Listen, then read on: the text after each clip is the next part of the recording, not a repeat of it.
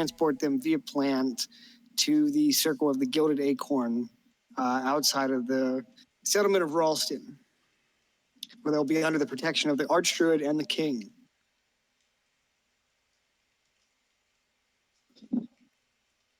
You turned and traveled north when, upon making camp, preparing to make camp for the evening, you encountered a separate encampment of interesting individuals. You then watched as your companion robbed blindly and set one of them up to be the fall guy. And we broke the session then with poor Grimward being savagely beaten for the act of theft against the company. So I'll just move these AFK fuckers out of the way here. Go sit under the tree and think about how you said you were coming to D&D and you didn't.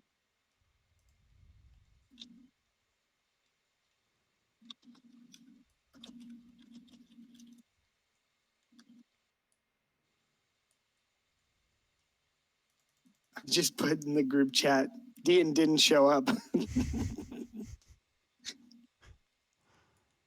Okay, so what do you want the watch order to be this evening, since it's just you? Well, I guess what I'm going to do is, I guess I'll go on watch first.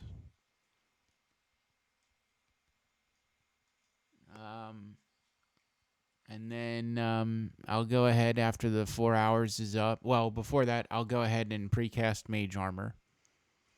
I'll go ahead and precast Mage Armor. And then I'll...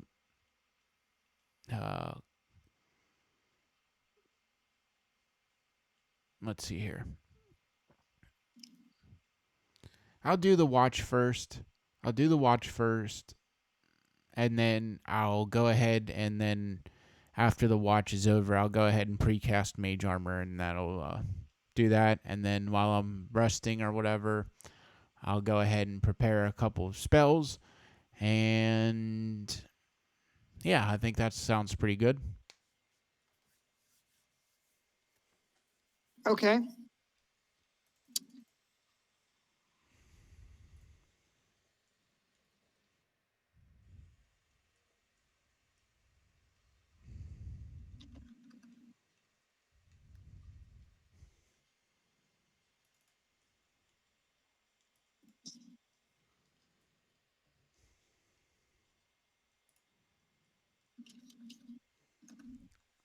$59 and $26. Okay, so as you are,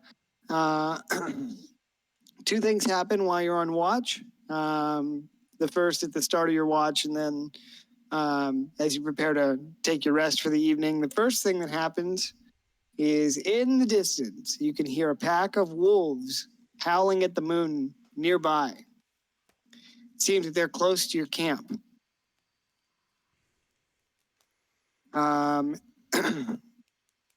After a few tepid minutes of waiting, you hear them move much further away and continue their howling. The second thing that happens is you're preparing your spells and casting Mage Armor. Give me 1 sec. I need to check one thing.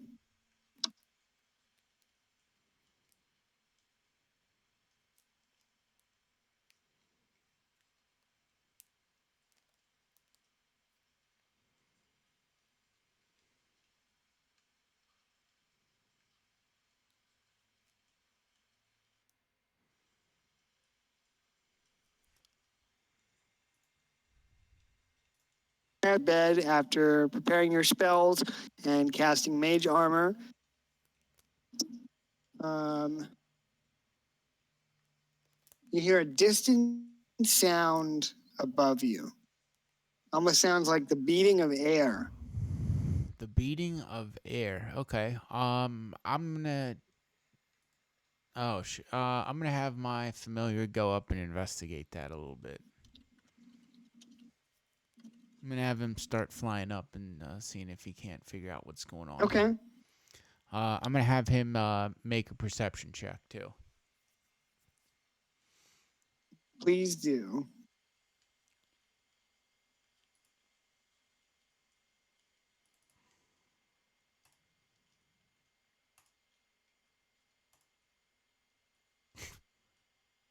A 9. 9? Okay. 9's pretty good. All right, so Nocturne flies up. How high is he flying? I think he'll fly 60 feet for the first round. Okay. All right, so he flies up 60 feet and takes a look around.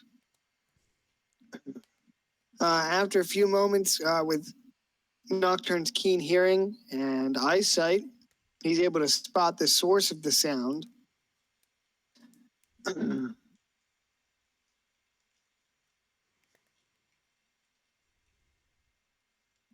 Against the full moon, Nocturne spots a wingspan that stretches wide and a coat of obsidian scales shimmering with an eerie luster under the moonlight. Sinewy muscles ripple beneath the creature's sleek form, conveying raw power and grace. The black dragon dominates the sky, its elongated body undulating like a shadowy serpent as it effortlessly maneuvers through the air. Each beat of its immense wings sends gusts of wind cascading down towards the earth, causing trees to sway and leaves to dance in its wake.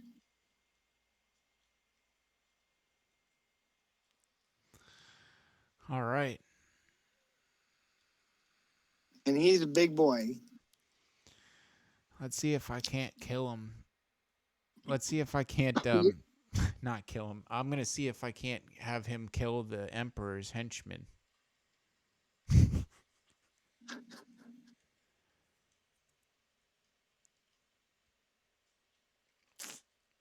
Let's see here. At first, I thought you said, "Let me see if I can't kill him."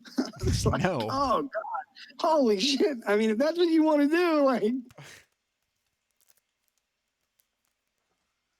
Okay. I'm gonna have Nocturne fly down. I'm gonna have him fly down. Do I know in which general direction he's heading? Like, is he heading up towards the north? Yeah, so it appears as though the black dragon is flying towards the north. Okay. I'm gonna recall Nocturne down to the ground here, and I'm gonna have him wait a little bit and then fly back up and see if the dragon is still visible. This is my cloud periscope. Cloud periscope. Okay, so you pull your familiar back, and you can trace the pattern of the dragon thanks to the crisp, clear moonlight as he continues to fly off towards the north. Let me move this up here so I don't have to keep.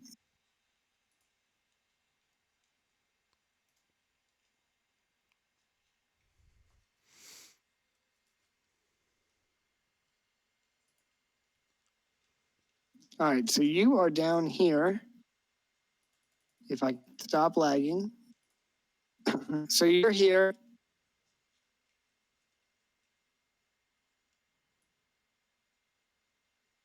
The dragon is going to hug. Oops, I'm zooming in. The dragon is going to hug the ridgeline here and fly between the valley to the north. Okay. Heads off in this general direction before you lose sight of him. I mean, you probably would have lost sight of him about here. Yeah. But yeah, he flies off in this general direction. Okay. I mean, if you want to fight him by yourself, you certainly may. No, I think what I'm gonna do though is I'm gonna go out into the wilderness this episode, and I'm gonna kill about 50 bears. 15 what? I'm gonna kill about 50 bears. 50 bears. Okay. Yeah. If you want to have a bear encounter, I can make that happen. 50 of them. Okay, well, I don't know if you know this, but bears are real life monsters. And they You only know what? come one at a time. I was just about to say, they could be magma bears, which would be really bad because then they don't take fireball damage. Well, hey, man. That's the only spell I know. That's the only spell that I use. The magma bear is a real thing. Oh, It's a real creature. Yeah, it's amazing. It's one of my most favorites. that's a Look at real this guy. life. That's beyond a real life monster. Yeah, not only is he a bear, but he's a bear made of magma. A magma bear. Look at that thing and tell me the gods exist. A magma bear. There he is.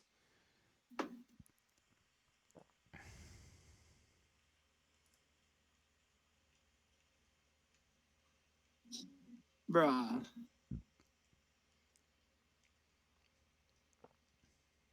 Okay, otherwise, the rest of the night passes without incident. Okay.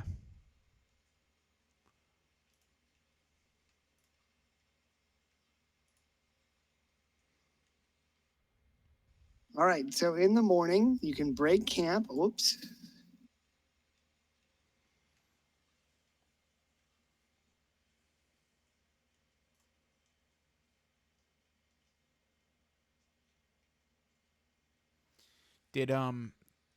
Did the Emperor's henchmen leave? Or are they still Would you camped like, out? Are they still would camped you out like, there? yeah, so as you break camp for the morning, it would appear that there's still camp there. Okay. Uh, I'm gonna go You want to ahead. make, do you want to mark where they are on the map? You want me to mark it? Yeah. Yep. All right, give me a sec.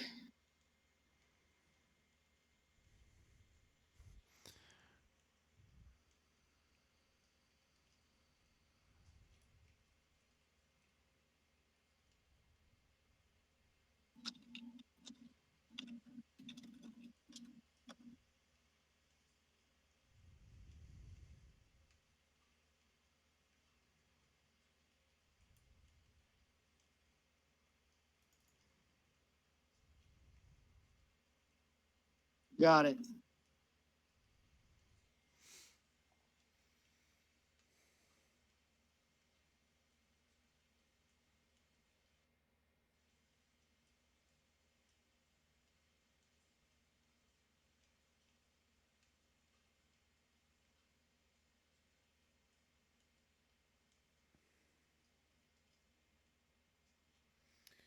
Well, I guess since I'm driving the ship now, I'm gonna go check out Mistvale Lake and Shadowfen Hollow. Do it.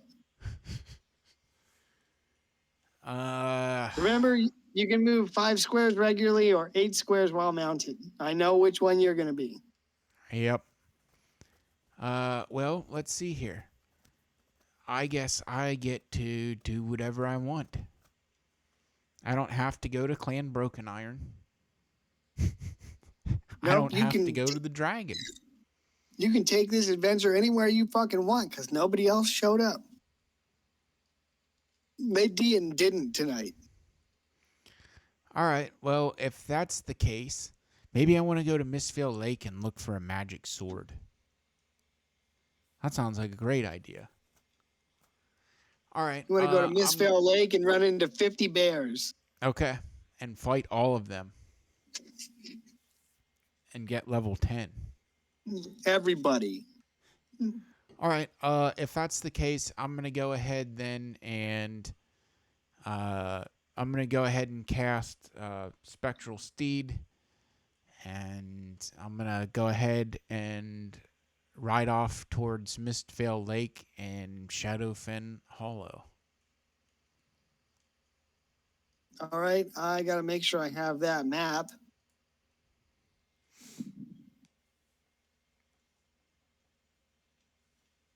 If not, I have plenty of lake maps. So yeah, you can go ahead and move. All right.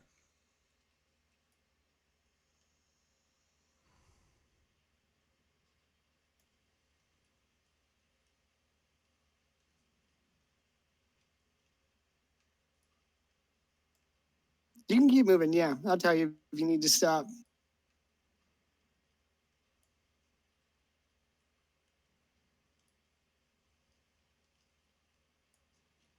Okay, stop right there, criminal scum.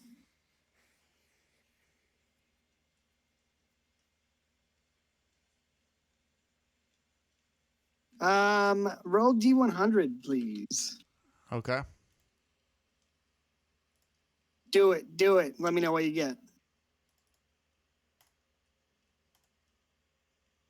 38.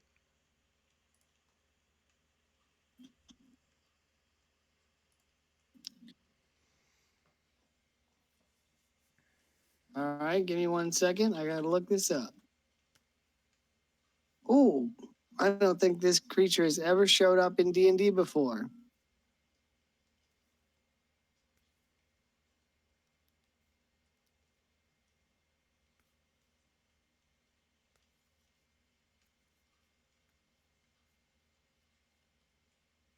Holy cow, they're that big. Okay, so you are. Wow, okay, hold on. I gotta get the encounter set up real quick.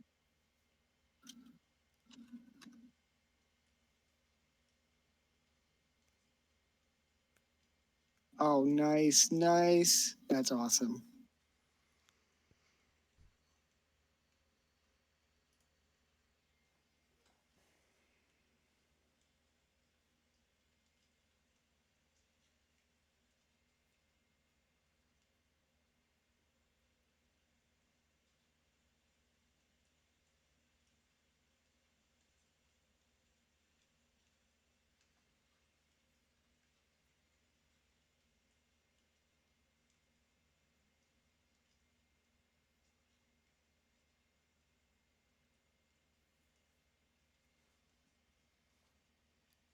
Peace. 2d4.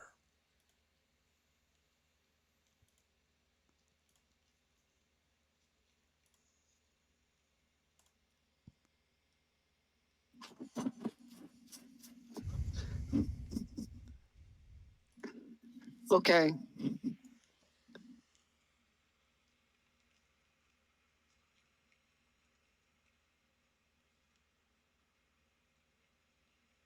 Sounds good to me.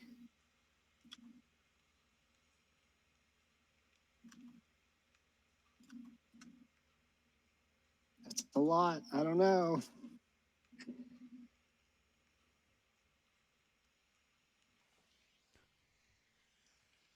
Okay. You are wandering through the valley when you hear the sound of buffeting wings overhead that sound like they are um, descending towards you with a cry of, gee, I don't know what this creature sounds like.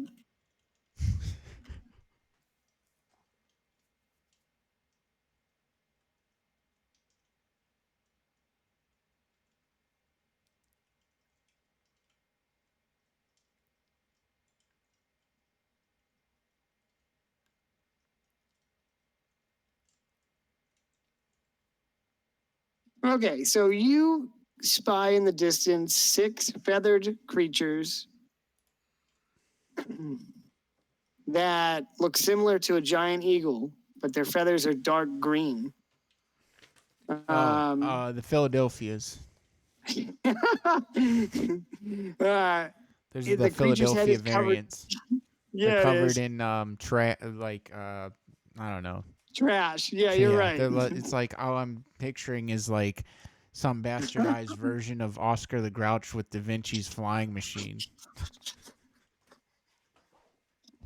Oscar the Grouch, and he's a trash can samurai.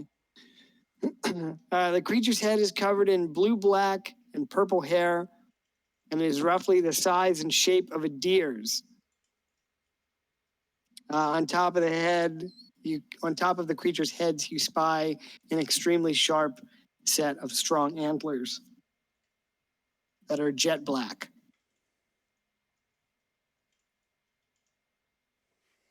Okay.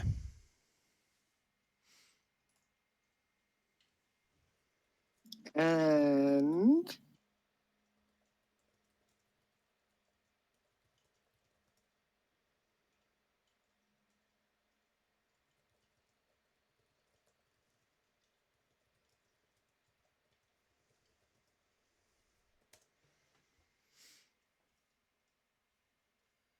sorry, I'm just reading a little bit more about them. Here's a picture.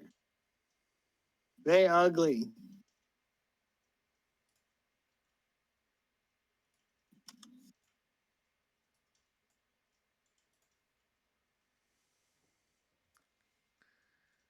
Oh, wow. Okay. 6 of them, you said, So right? that's what it. What's that? You said 6 of them? Yeah, there's a group of 6, a flock of 6 of them headed towards you. Okay. Guess we'll see what's going to happen. I guess so.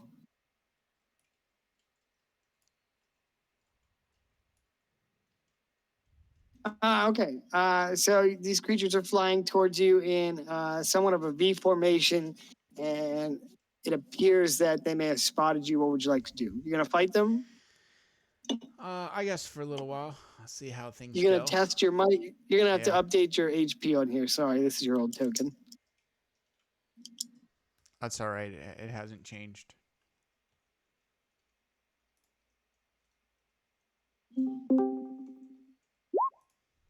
Uh-oh. Wait, Looks like can you hear the me? tide has turned. I don't know. I'm a little busy with some stuff. I just wanted to pop in and be here in spirit. Okay. Well, you're just in time to watch Weston get fucked up by deer eagles. Did you say deer eagles? Yeah. There's a picture of them in the chat. Let me look at that. And Oh. do you know what that creature is?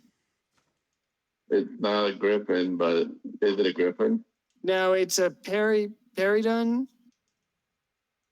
At first I thought they were fey creatures, but apparently they're not. They're just monstrosities. They look like they could have wandered out of the Feywild. You should Yeah. call roll attention to the magma bear. I'm losing my stuff. Oh yeah, the magma bear is magnificent, isn't it? Yeah. I told Wes. Wes was like, I want to go into the wilderness and fight 50 bears one at a time. And I said, well, what would you do if they were magma bears? Because then you couldn't fireball them. Dude, do they have a fire? Oh, they have a fire breath. That's awesome. They're really cool. I don't think I've ever gotten a chance to use them. I did in 4th edition. Oh, nice. Yeah, you guys fought them on the I don't way to remember. their volcano. But I will take your word for it. I called them lava bears. So. It's pretty much the same thing. Well, they were outside of the volcano. You know what else just happened? While you guys were camped. Well, maybe Weston should tell you. I spotted the black dragon. Cool. Dragon. Yep, he was heading north. Okay, well then he's leaving. I think we know what that means. All right, let's see. I think he needs some friends, Dave. Yeah. I guess I can't count on you guys.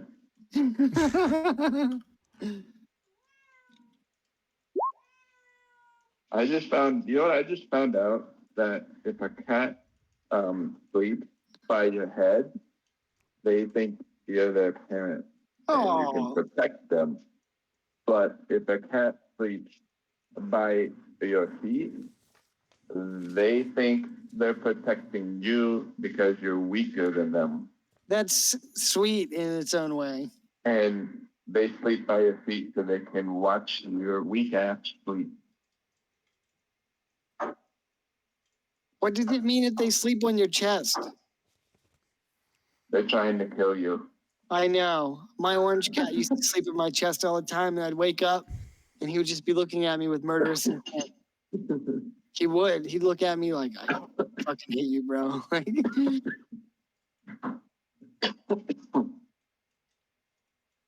Oh, goodness.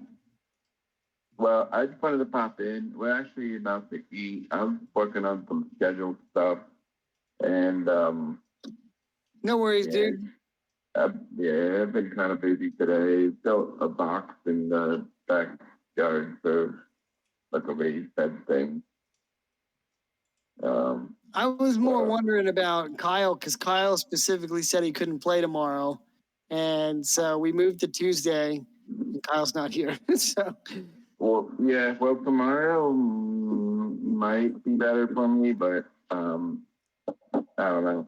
If you guys play, that's fine. Don't worry about it. I might catch you next week, but I just wanted to pop in for a little bit. okay, I mean I could play tomorrow too if people wanted to play. So just keep me apprised, praised or whatever. Yeah, I will. I'll just gotta see how this stuff plays out here. I'm gonna be computer man in the next couple of months. Get ready. What are you gonna be? Computer man. I'm gonna be lawnmower man. Lawnmower man. Yeah, I'm gonna be trapped in the computer. Why is that? Cause I'll have computer engineering and computer science. Nice. That's really cool. Are you still gonna be able to play?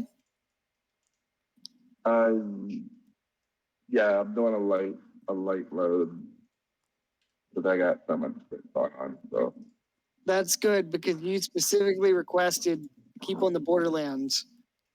And we are going to run the Keep on the Borderlands sometime in this region. what?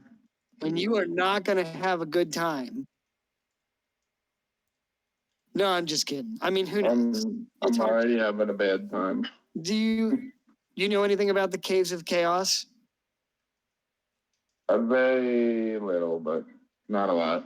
Well, it's I didn't all. read the thing. I'm not. I mean, don't read too much ahead. No, I didn't really read it, but I kind of know a little bit. It's a good one. I got the whole adventure and the maps on Drive Through RPG for converted to 5th edition for I think $3 I paid, and it's the whole adventure. All the maps came with it. Like what a steal! $3. Yeah, Saved- those are fun to read through. I like reading through these kind of things. They're kind of instructive in a way. I mean, and I just changed a few of the encounters to make them fit thematically with the adventure, but overall should be the same. So it's going to be pretty good. So I just want to make sure you be able to make it to that. Darren needs to make it to that too. Yeah. So. Okay, guys. All right, man. Later on. I'm gonna bounce out, but have fun. Take care. Keep out. I like how he was like, that was fun. All right, so the deer bird spot me. And I got to make some choices of what I'm going to do first. Yeah. So if you want to fight them, roll for initiative. If you want to run away, you can do that too. I'm going to fight them for a little bit and see. I want to try something out. I've been wanting to try this out for a while, so I'm going to go ahead and do that. Okay. So well, you can roll for initiative then when you are ready. All right. What were we going to say?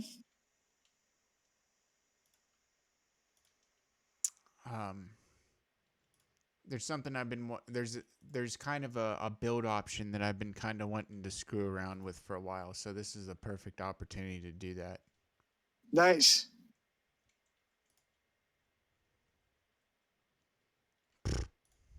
Oof. All right, buddy, you're going to go second to last. Oh boy.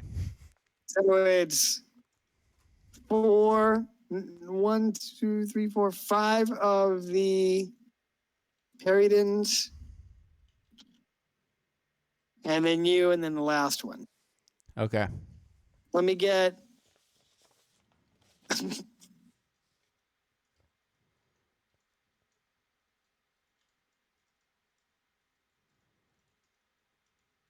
Here, I'll send you some battle music. Even though it's going to be on YouTube and we'll probably get copyrighted. That's all right. Well, we'll get hit with the copyright, but it won't really matter because the channel is not monetized. Yeah, not yet. Yeah. Okay. My whole YouTube landing page is video essays on Evangelion. That's funny. Because I did my rewatch and then I was going down the rabbit hole. Yep. So, all right. So these creatures are going to come in here and they're flying directly at you. As soon as I get the creature stat block, there it is.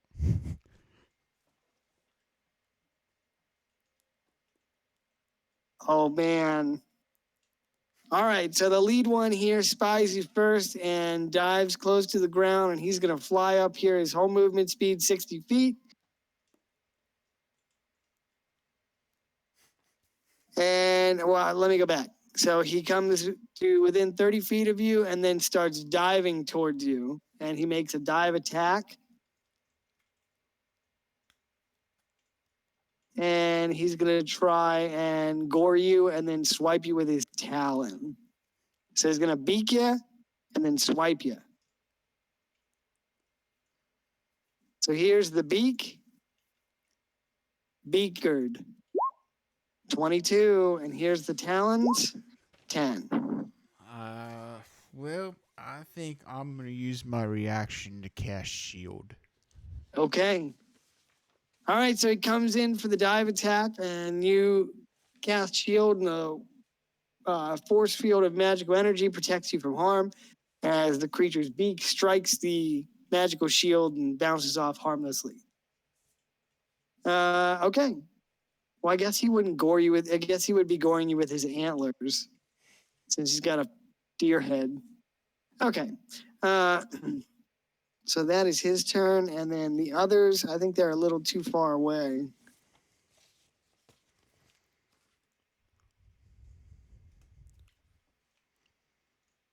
All right, I'm going to have the rest of them move up here and take a double move action. Because they can only fly 60 feet. So they're going to dash. I'd really like to turn them, but okay. They're going to face that way.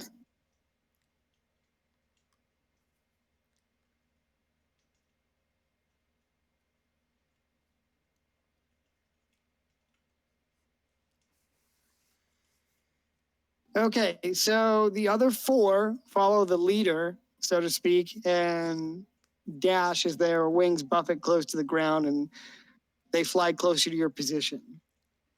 Wait, did I get everyone? 2, 3, 4. I think there's 2 more, right? Yeah, there's 2 more, yep.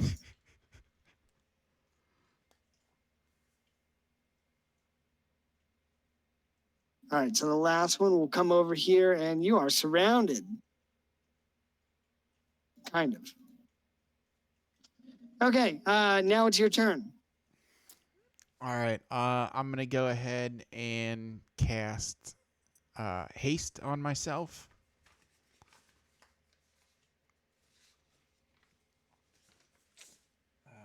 Okay. And then I will use a bonus action to activate Blade Song. Okay.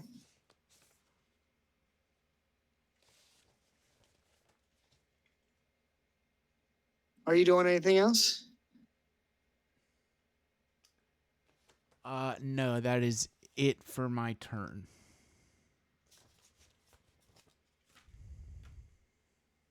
Hold on.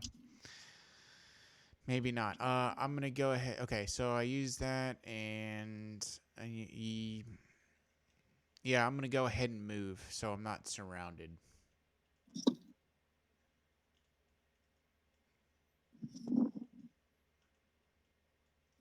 see. I'll go ahead and move here. And it looks like I'll probably get, like, what, 2 opportunity attacks? Correct. Okay. 21 and 8. Both of those miss. Okay, they whiff you as you go by. Probably because I can't see because they have deer antlers on their heads. Dude, I know what these are.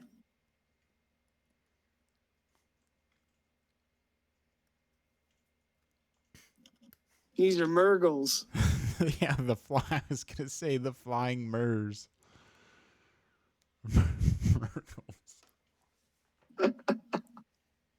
All right, so they miss. And if that's the end of your turn, it's going to be the last one here in the distance. And this creature's also going to take a double move action. And let's see. I think he's going to fly 85 feet right up in front of you. And end his turn. That's a round down. So we'll start back at the top here. And I think it was this guy that went first. All right, well, he's facing you because I can't... Okay, there we go. Hey, Kyle. Hey, what's up? You good? I've just been battling a stomach virus. Oh, no. I fell asleep. Sorry, buddy. Hope you're feeling better. Oh, that sucks. First attack misses. Guy directly beside him, though, attacks for 22. Which is miss. All right.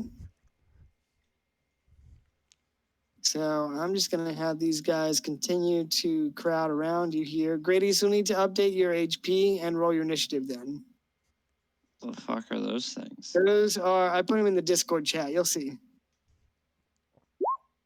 Oh, 224s, Wes. Those are going to miss. Ooh, okay. Last 2 attacks, 2 8s. Those are going to miss. So, oh, man, these guys aren't very good after all. I was like, 6 is a lot. Depends on who you're asking, I guess. And 6 what? All right, last attack, 22 is a miss. All right, so all 5 of them whiff you, and now it's your turn. Okay. I'm going to go ahead and use... let's see. I'm going to go ahead and actually use the cantrip Blade Ward. And Okay. I will follow suit with... I'm going to have my familiar come in and take the help action. And I'm going to go ahead and attack the first one. Got it. Let's see. That is a 9. All right.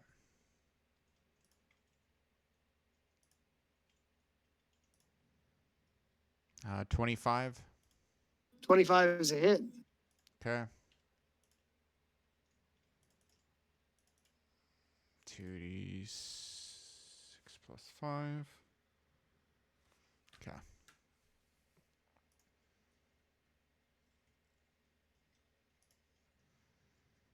All right, so I'm going to hit the first one for 13, and then I'm going to have the electricity jump to the adjacent bird. Let's go with this guy. The guy behind him right here. Yep. Okay. He's going to go ahead and take an additional 5 lightning damage. And then Gotcha. I'm gonna go ahead and use hasted action. I'll go ahead and use disengage, and I will go ahead and move.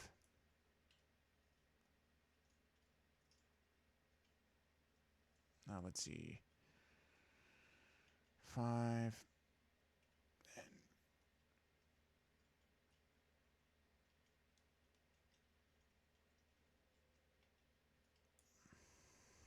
Let's move right here, and then I'm going to go ahead and end my turn. Okay. Grady, roll your initiative then when you get the chance, please.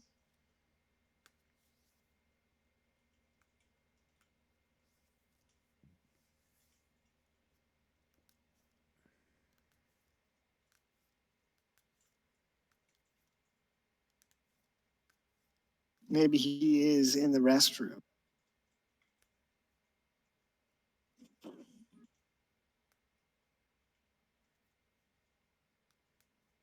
Okay, so it'll be the last one here. You disengage and run by harmlessly. The one that you ran by is going to turn and give chase. That's not 30 feet, so he will come over here and try to gore you with his antlers. And nope, 19 and 15 both miss, huh? Yep. Okay. These guys are pretty boring. That's a round down. We'll get Gradius to roll his initiative when he comes back, and we're back up at the top.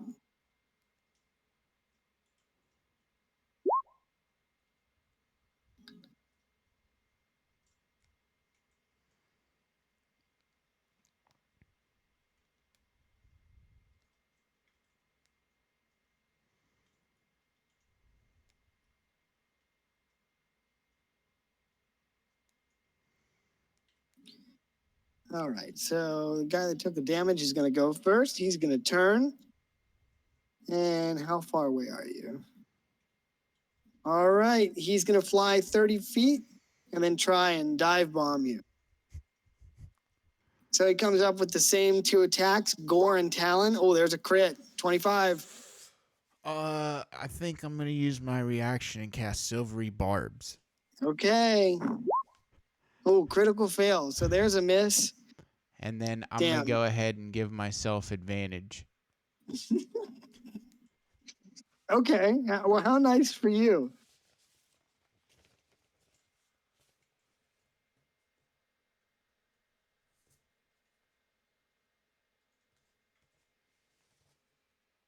All right. All right. So we're going to have this guy come over, and he's also going to fly 30 feet and try and dive attack on you. 12 and 12 are 2 misses. Damn.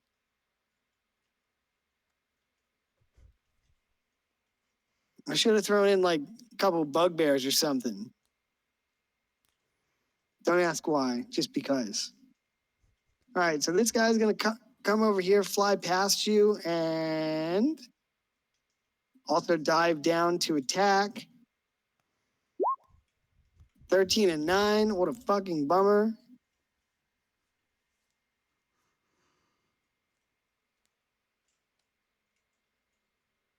And same thing with this guy. So he's going to come flying in here, dive down to attack.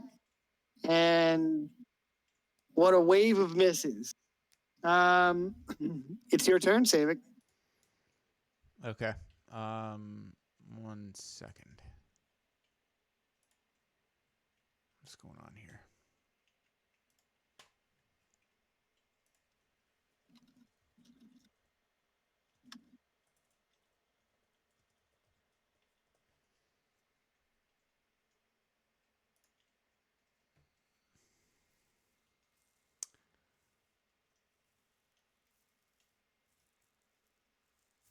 Sorry, I had to refresh Roll20.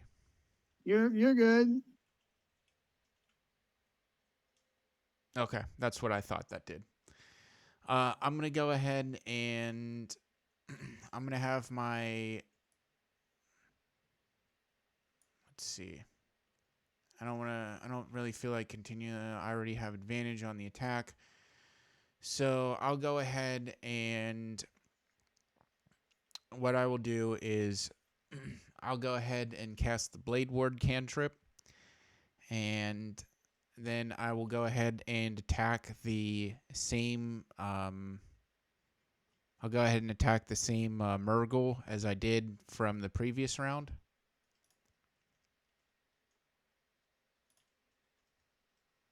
Whoops. Sorry about that. That should be a 19 on the first one. 19 would hit. All right, here's the other 2.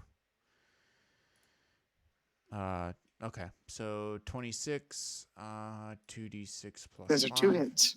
All right.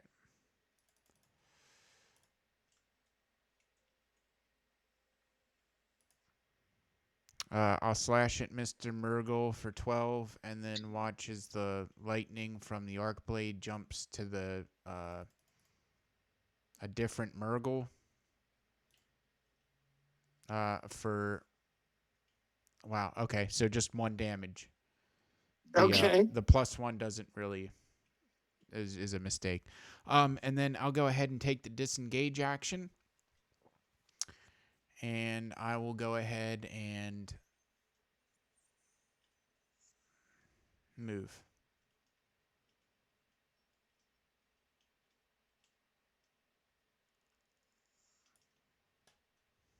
What a nice day to go kiting. All right, that's going to end my turn.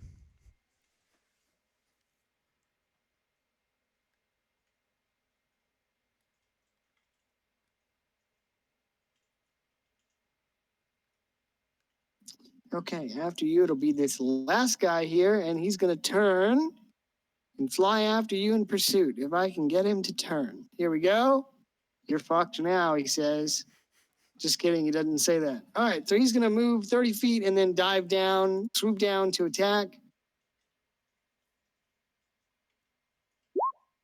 22 and 22. Oh, he's going to miss. Ooh, okay. That's a round down. We're back up at the top. Let me get a swig of this beverage.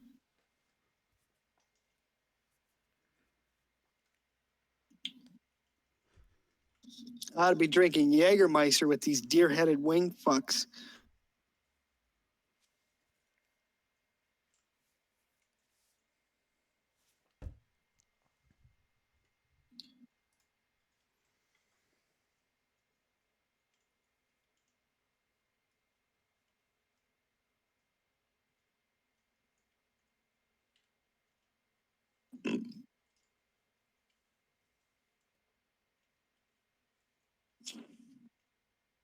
All right, so the big bad over here is taking the most damage. He was first, so he will move over here to attack.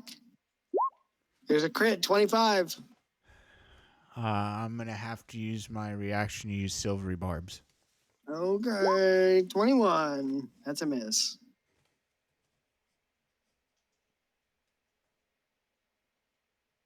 All right, well, I hate to keep using the same tactics, but they don't have many tactics since they're Murgles. They're going to fly over here and attack again.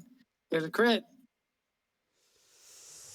Well, I already used my reaction, so I guess I'm going to have to go ahead and eat the damage.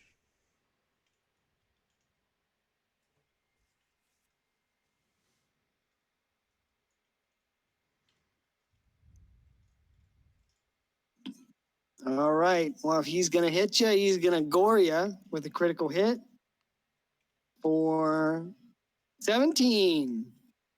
Right, 2. All right.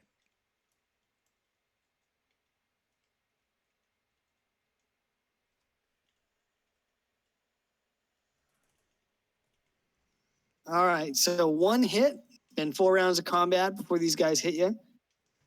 And they're going to keep flying over here to swarm you. 21 and 14 miss. And last guy here is going to come over here. Is that 30 feet? I can't remember where he was, so we'll just leave it. All right. 23 and 24. Both those miss. Oh, okay. Tricky. It's your turn, buddy. All right. I'm going to have my familiar take the help action and fly after the Murgle that I've been slowly whittling down. I'm going to go ahead and use the Blade Ward cantrip, and I'm going to go ahead and attack Mr. Murgle.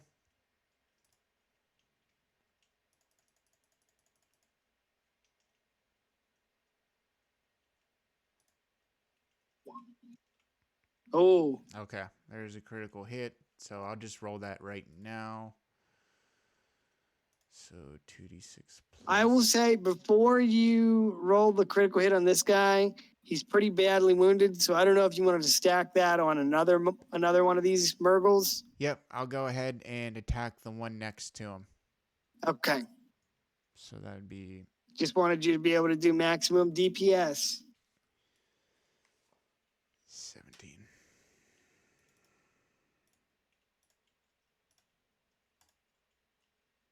Okay, so I'll go ahead and hit the Murgle next. Wait, is this Murgle here the one that has also taken damage? The one to my left?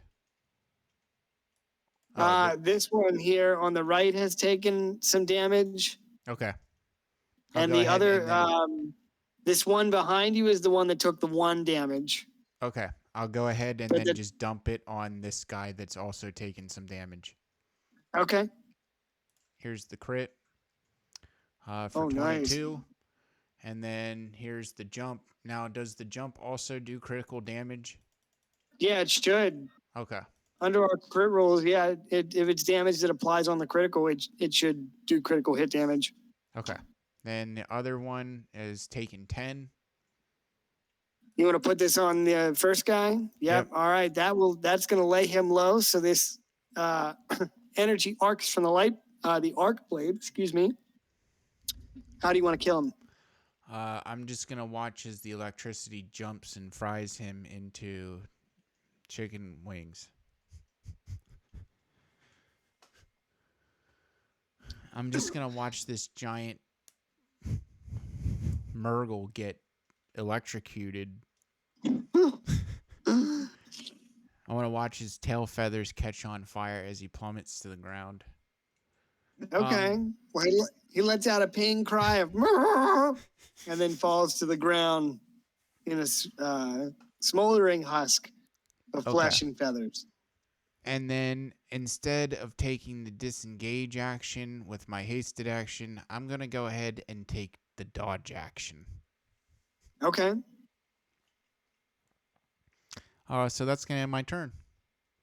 All right. Well, we will have this guy fly in here. So he's going to fly 30 feet and then dive down to attack. As he comes into your field of view, you're dodging. So 13 and 10 are 2 misses. Correct. And we'll end the round. First guy's dead.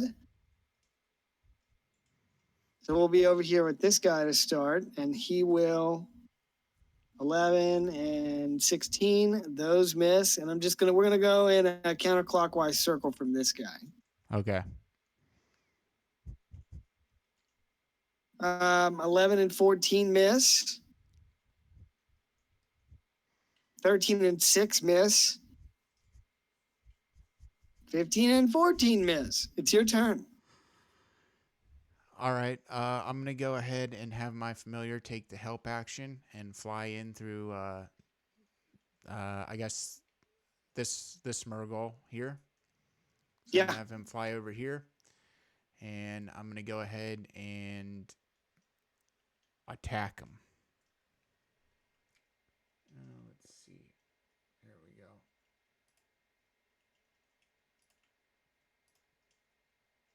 Uh, 22. Hit.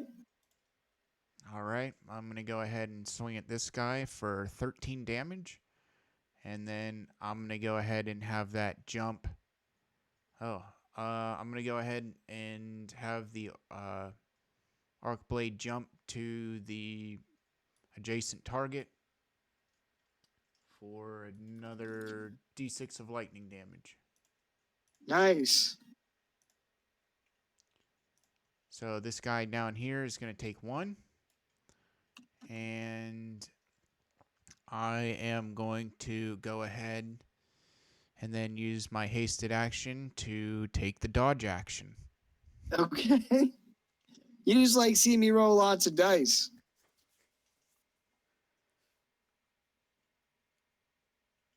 Although if you keep killing these guys at this rate, I'm not going to have to roll too many. All right, so we will close out the round with this guy. Oh, 23. That misses. Yep, I thought so. That's a round down, so we'll start up here at the top with this guy. and he's going to try and gore you and then stab you with his talons. 13 and 18 miss. And going in counterclockwise, we got 8 and 9 miss. 13 and 17 miss, and it's your turn. All right. I'm going to go ahead and have Nocturne take the help action and fly and attack this, distract this Murgle real quick. And I'm going to use that as a way to find an opening and attack him. Let's see.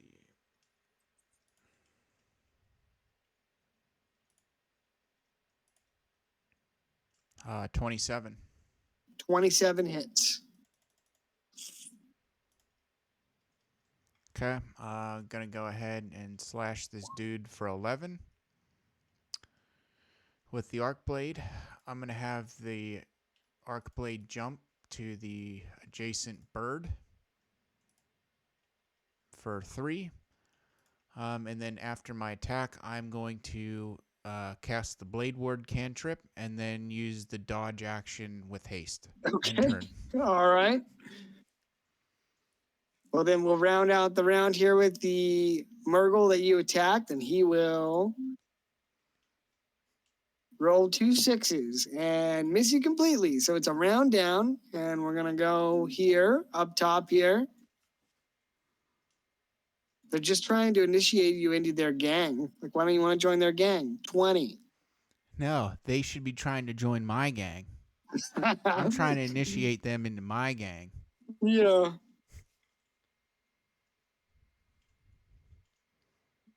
Um, 10 and wait. Yeah, 10 and 23. Oh, those both miss. Oh, okay.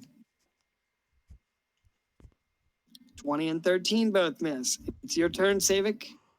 All right. I'm going to have my familiar take the help action. Fly through. Going to go ahead and cast the Blade Ward cantrip. And then I'm going to go ahead and attack Mr. Murgle here with the arc blade. 16 versus AC. 16 is a hit. Okay. All right. Slashing at him for 13. And then another d6 of lightning damage is going to jump to the adjacent target for 4. I'm going to go ahead and take the dodge action with the hasted action, and that's going to end my turn.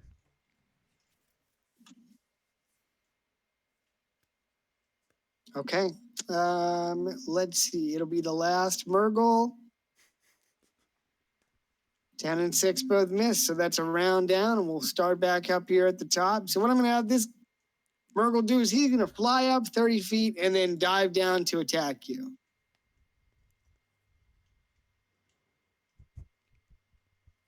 $22. That's going to miss. Okay, well, the other 3 are going to follow suit and dive up and... Oh, you know what? If they fly out of your reach, they provoke opportunity attacks, don't they? They do. Okay, well, you would only get 1 attack, I think, right? Yes. All right, well, you can make it at your pleasure. Okay. And just let me know who you want to attack. I'm going to go ahead and I guess the first one that flies up, I'll go ahead and attack him. I'll go ahead and... Actually, how do I want it? Yeah, I'll go ahead and attack the first one that flew up for 10.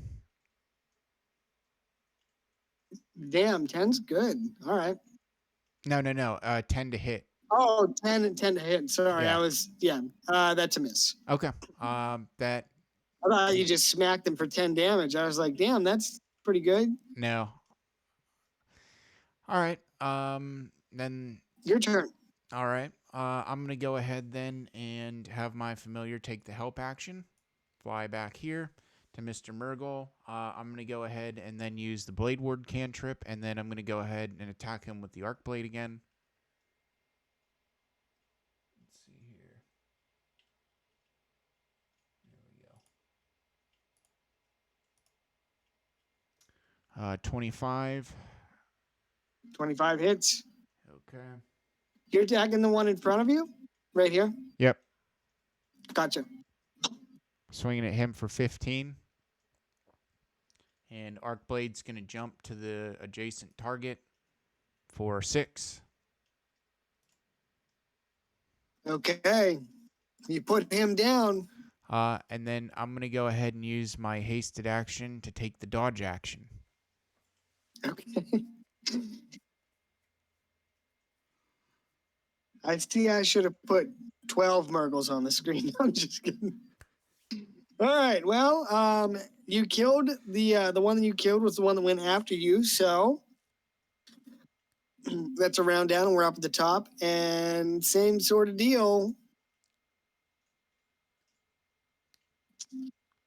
14 and 9 miss. 19 and 11 miss. And we got a 21 and a 10 all miss. It's your turn. Okay. Gonna have Nocturne take the help action. I'm gonna move up here, closer to these Murgles. I guess I'm. Let's see. I'll have to. Yeah, I'll have to move here. I'm gonna move here. I'm gonna go ahead and attack this Murgle.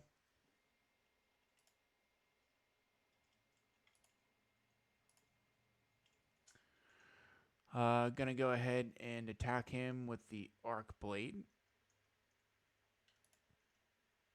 for 12. And then cast the Blade Ward cantrip, and then have the Arcblade jump to the adjacent target. Okay. To the north? Yep, for 2. And then Gotcha. I'm going to take the dodge action. Okay. I'm And turn. surprised. That's the end of the round. So we're back to the top here, and we'll go counterclockwise from the right. 22 and 7. Miss. Yes. 10 and 12 miss, and then 13 and 12. It's your turn, Savik. So I'm envisioning all these misses as these hybrid deer bird creatures are just like trying to gore you and slice you with their talons, but you're so nimble. Since you're an elf, you're just kind of dipping and dodging out of the way and dishing out damage. I watched my dodgeball video. I spent all Patches. afternoon dodging wrenches. Patches O'Houlihan. All right. You can dodge a wrench, you can dodge a ball. I'm going to go ahead and have Nocturne take the help action and distract Mr. Murgle here. I'm going to follow that up with the Blade Ward cantrip, and then I'm going to go ahead and attack with the Arcblade.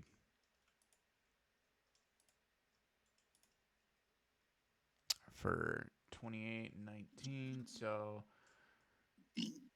slashing at Mr. Murgle for 12, and then going to watch it jump for another 1. And I'm going to go ahead and take the dodge action. And that's going to end my turn. All right. Well, I got to say, this new build is pretty good. 19 and 17 miss. Oh, damn. So many critical hits that are just going to waste. 15 and 12 miss. It's your turn, Savik. Okay, I'm going to step forward. Have my bird fly over and take the help action. Cast the Blade Ward cantrip.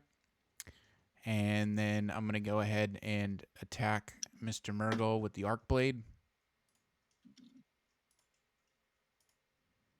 For 20. All right, I'm going to slash at him for 15. And then I'm going to have the lightning jump to the next Murgle for 5. And I'm going to follow that up with the dodge action for haste.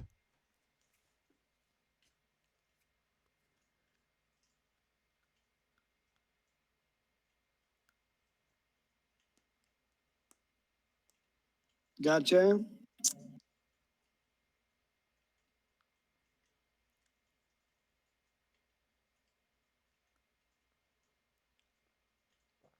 All right. Well, that is a round down. So here's what I'm gonna have.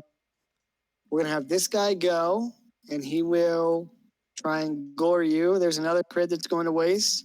He misses. This guy here is going to try and grapple you with his talons. Uh-oh. 17, you may contest with strength or dexterity. Okay. Does he roll with disadvantage for that? That's a good, yeah, I think so. Yes, I think so. Yes, I'll roll that. That's my bad. No, it's all right. I don't know enough Yeah, look at grapple. that. Well, grapple. I'm gonna look it up. Yeah. Okay. But I would think so.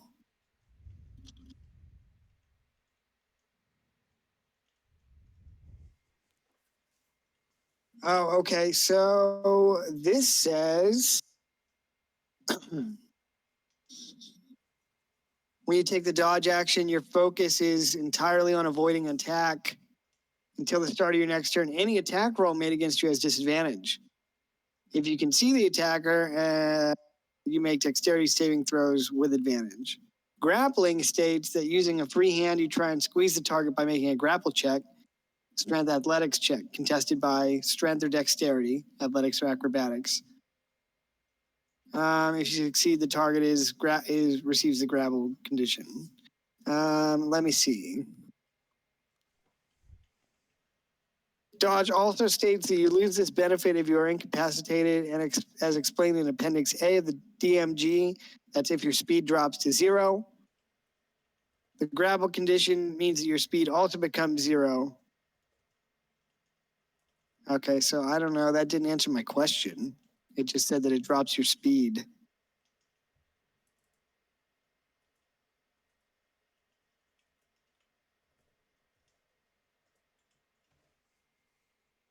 Yeah, grapple counts as a special attack, a special melee attack. So yeah, he would roll with disadvantage. Okay. But he rolled 2 17s. Okay. Sorry. No worries. I thought that was I wanted to see what that was. Dude, you know what? Like, that's the nice thing about playing online is that you don't got to sit and rifle through the books anymore. You can just type it into Google and find it real quick. Yeah. Let's see here.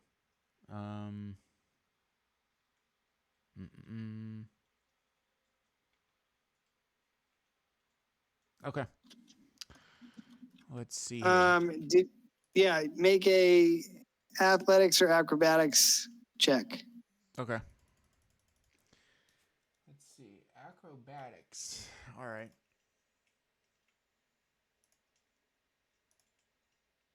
$21. Damn. Okay. He tries to fit his talons around your shoulders and take flight, but you, I don't know. How do you fend off the grapple?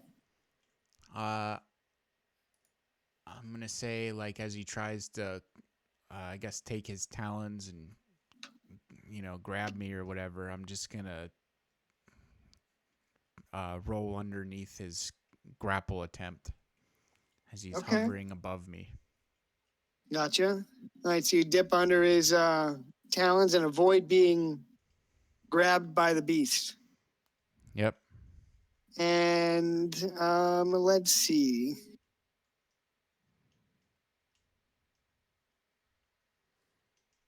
Since it misses, it will make 1. It gets 2 attacks. That counts as 1. So it'll try and gore you with its antlers. For 9, which misses. Well, that would mean it's your turn, Savik. Okay. I'm gonna have my familiar take the help action. Fly over here, Mr. Murgle. I'm gonna go ahead and cast the Blade Ward cantrip, and then I'm gonna follow that up with a Arc Blade attack. Let's see here. Okay. It should be all right.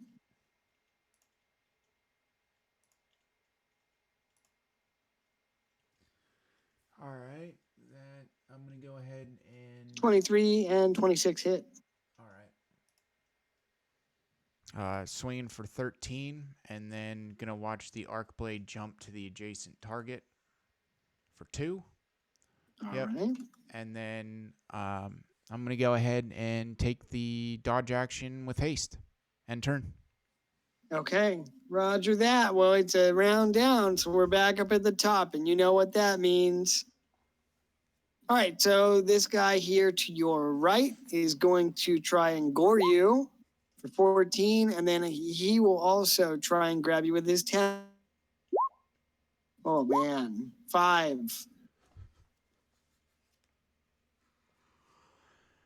All right. Let's see here. That's a dexterity save, advantage. Yeah. All right, well, you easily manage to evade his clutches. He lets out a frustrated "Grr." All right, so the guy in front of you is looking really bad, barely alive, but he's going to try and go ahead and gore you for 12, and then tries to swipe you with his talons for 8, but he's bleeding. Well, I guess he wouldn't be bleeding if he got struck by the arc blade. He's wounded, but his wounds aren't bleeding out because I guess the arc blade would cauterize wounds, wouldn't it? Yeah. Yeah, it's pretty beastly. All right, well, he's very injured. No bleeding though. Maybe internal bleeding, but Okay. it's your turn, Savik. All right. I'm going to have my familiar take the help action, and I'm going to go ahead and use the Blade Ward cantrip. And then I'm going to go ahead and attack him with the Arc Blade. And I'm going to go ahead and do some damage to him.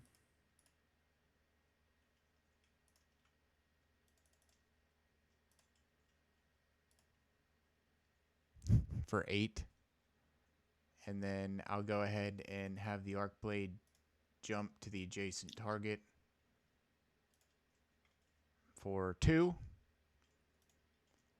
And Old reliable. And then I'm going to go ahead and take the dodge action with the hasted action. All right. Well, you lay the one in front of you low.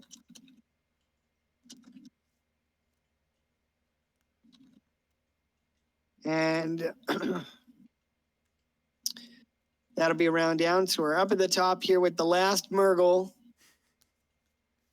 Oh, man. Son of a bitch. Save me, Tom Cruise. Save me with your magic. 20 and 10. Nope. Yes. Oh no, what happened to the dice roller? I did something to it. It's like transparent now. What if I close it? Is it gonna... Okay, good. I'm good. All right, it's your turn, Savik. Okay. Familiar's going to take the help action. I'm going to go ahead and attack this dude.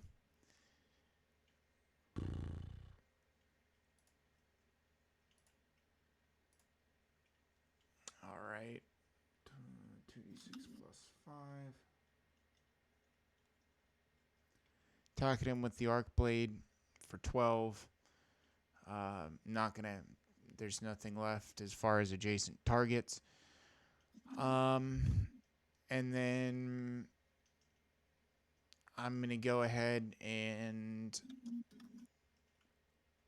follow up with, let's see. I'm going to go ahead and follow this up with a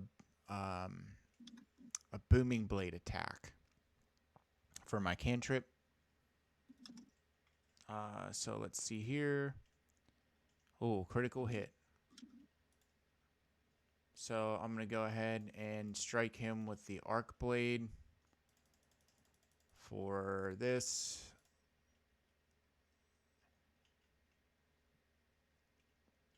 Yeah, and I think it's...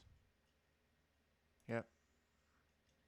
For 23, and then he's going to get shrouded in booming energy for the concussive energy for booming blade.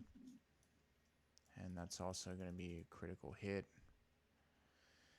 And I need to check one thing.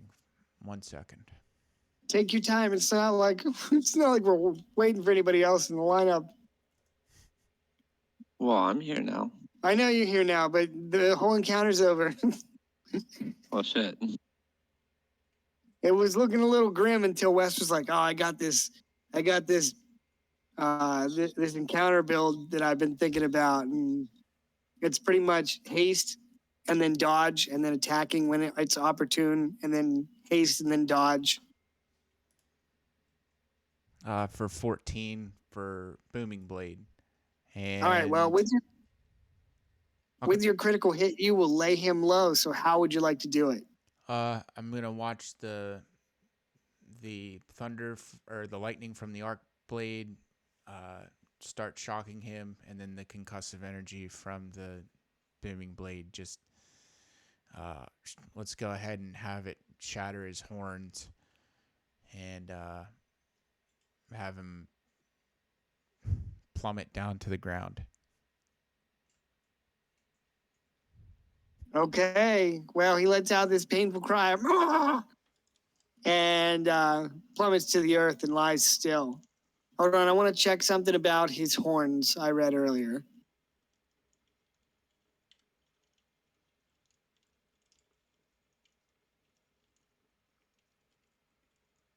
Okay. It says their antlers are sharp and extremely strong, occasionally described as being as hard as steel and jet black in color.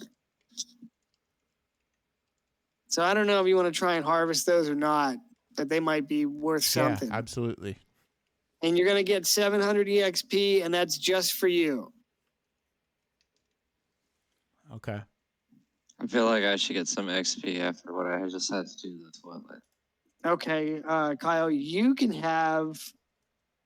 Congratulations, you're still alive after that. I'll give you 50 pity EXP. Hey man, that's better than nothing. That's little show up bonus, and also it's squished so low because I need you guys to maintain a certain level before you get to the next part of the story. You guys, we're doing all the side quests, I thought, and then we're gonna go fight the first boss at like level 20. Honest to God, before you guys started the main quest, I was like, that's what they're going to do. They're going to do every single quest on the quest board and every single thing they can talk to anybody about in town.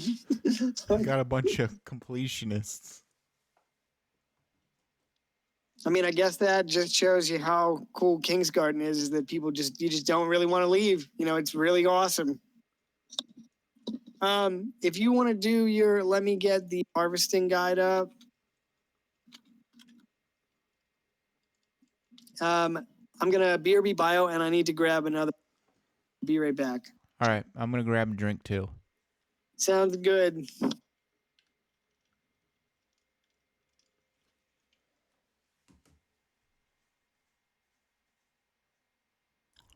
Welcome back. Thanks, pal. Same for you. Kyle, are you still with us? Yeah, How are you feeling? like dog shit. Yeah, the stomach stuff is honestly the fucking worst. Yeah.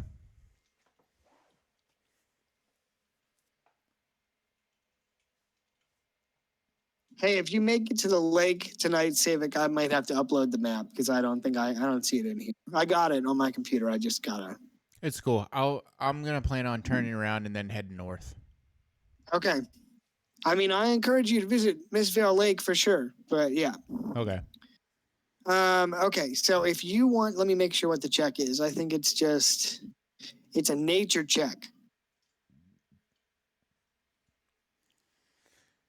For the harvesting? And perhaps, I don't know if Gradius wants to just assist to give you advantage. Yeah, my nature score is dog shit. Well, you could still assist to give him the boost. Well, that's what I'm saying. I don't think, pretty sure Savik probably has a higher one than I do. Sure. Well, it's a shame that Dave couldn't come because he gets...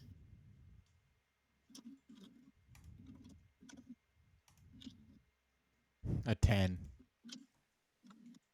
You can roll 6 times. Oh, okay. I'm gonna write them down here though. You got a 10.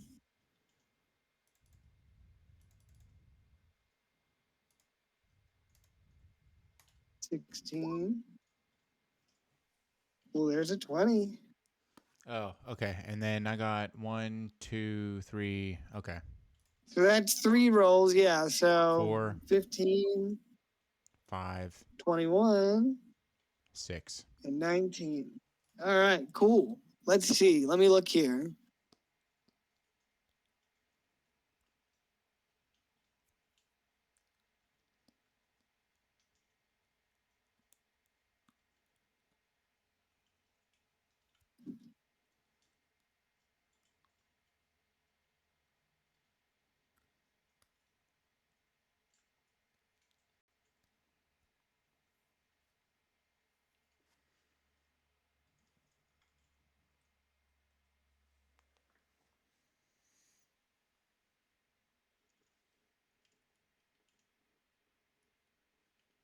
All right, here's what you are able to harvest from the Paradin.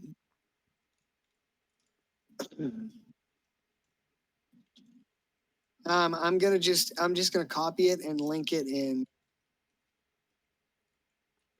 the chat because then you can copy it.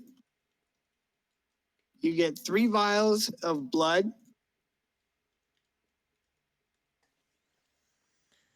3 vials of blood. It's not Will Smith's blood.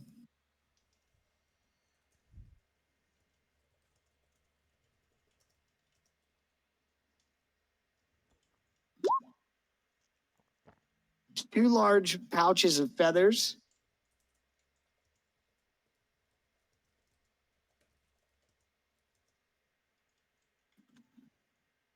And then 3 Paradin antlers.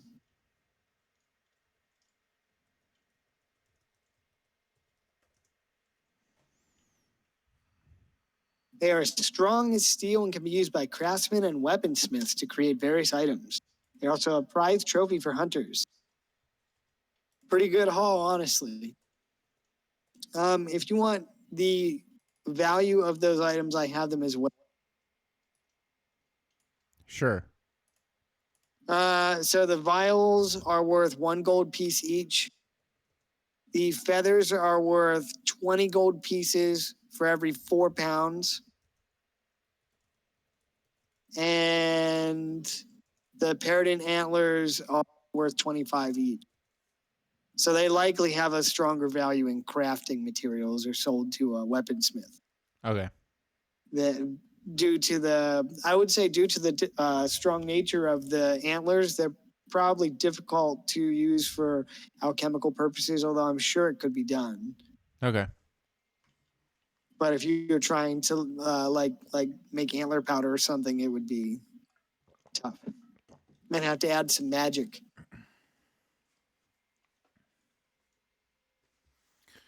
Sounds good. Yeah, so 700 EXP. Kyle, you get 50. That's your participation trophy for D&D tonight. And then you get that haul. Let me see if the... Oh, yeah, so the Paradin is believed to be created from a curse or magical experiment. The blood has some arcane properties, which can be useful to spellcasters and alchemists, which is pretty rad.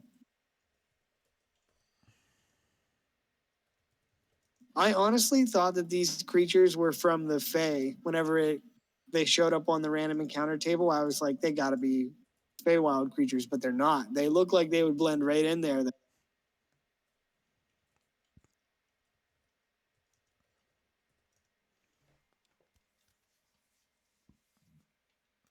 So there's an evil warlock around somewhere. I mean, there's who knows what's out here. There's all kinds of evil shit.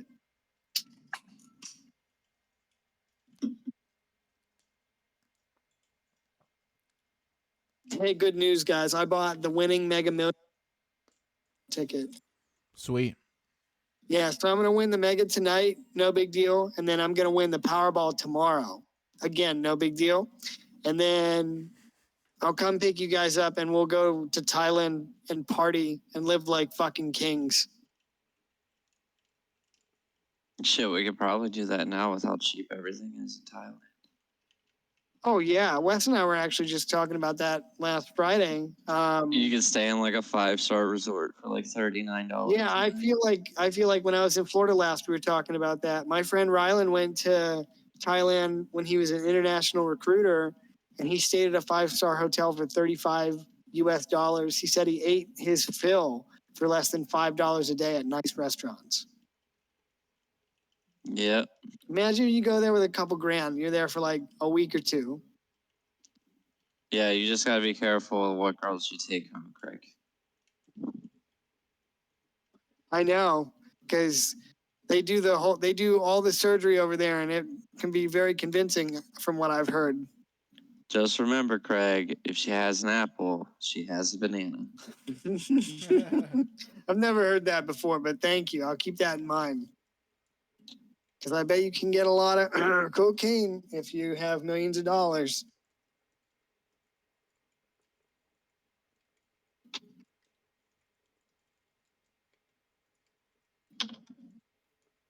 All right. Let's go back to the regional map here. So I was just going on a tangent about how I'm going to win the lottery. We're going to go party around the world. I'll probably die in the process. All right, Rick James. I'm Rick James. Fuck your couch. Rich motherfuckers, just buy a new one. Where would you go though? Like, all right, so what is it? It is the Powerball is 725 million and the Mega Millions is 500.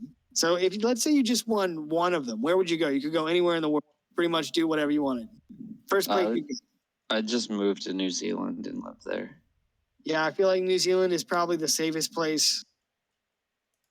Dude, you're so far away from the nuclear fallout that's about to happen. Yeah, and also that is Middle Earth, and you live in Middle Earth. I bet the Ren Fair is really fucking sweet in New Zealand.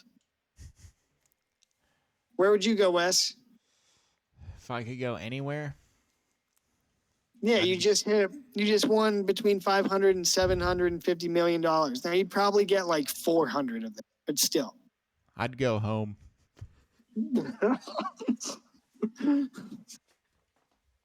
You wouldn't go anywhere. You just go back to your house.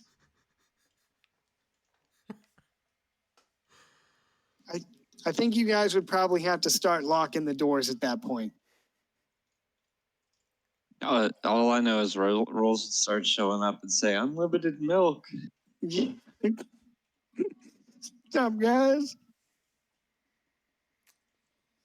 So you'd just go home? You wouldn't travel anywhere? You can go anywhere in the world.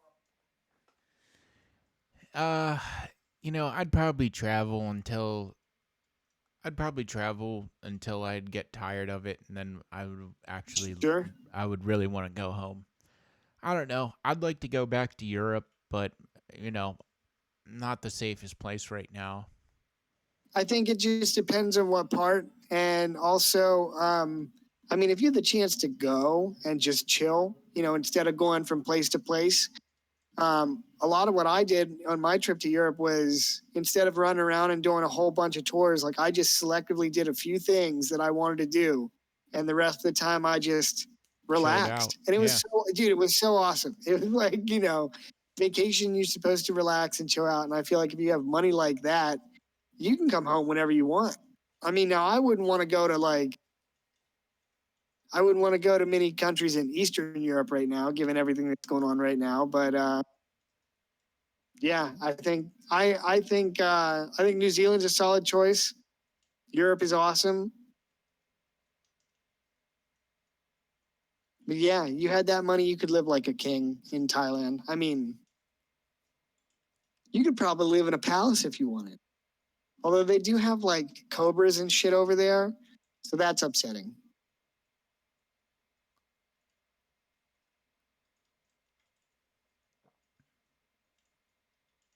Anyway, sorry, I'm on a tangent again. You can move. I Oh, think you have 4 more oh. spaces. What were you saying, All I'm Kyle? saying, Craig, is for $39 a day in a 5-star hotel, that's $1,200 a month if the month has 31 days.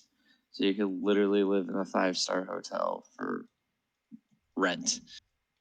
Cheaper than my rent.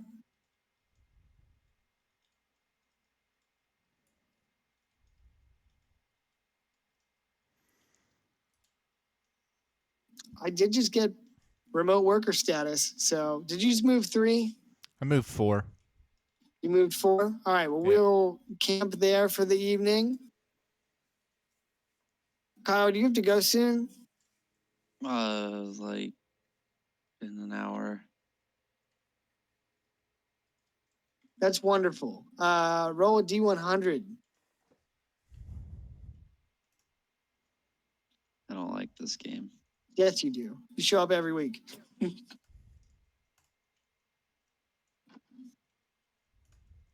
I don't like the random weather game. Oh, I need to roll. Shoot, I didn't even roll on the weather table. That's the encounter table. Roll another D100. I'm slacking Why do I have to roll another D100? because I forgot to roll the weather for the day. Oh my god.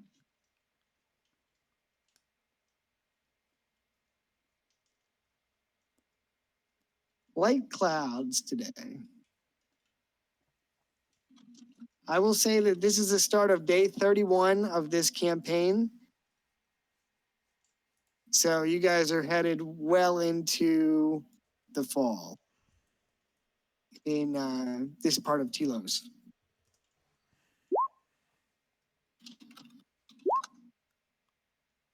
Or Talos, however you want to say it. Hey, did Wes tell you the good news, Kyle? What's that? He's going to get Baldur's Gate 3. Oh, nice. Yeah, I was telling him how sweet it's going to be. So all 3 of us are gonna play. I don't know if he was planning on getting it, but he's getting it now. I mean, it's really good. It's pretty much as close to D&D as you can get in a game.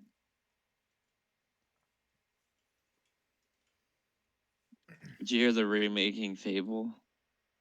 Which one? Like, it's getting a reboot. So I think they're reusing the story, but like they're gonna redo the mechanics and stuff. So it's like a lot more balanced. Because like if you went evil, you were so much more powerful than if you stayed good. Was it the third Fable that has like the shit ending? Yeah. It's the one where you just shoot the guy at the end. There's no battle. You just shoot him. Or don't shoot him. Yeah, I guess you could. Yeah, but still, I mean, I don't know. I was pretty pissed off about that. All right, so you rolled an 80. That's so good.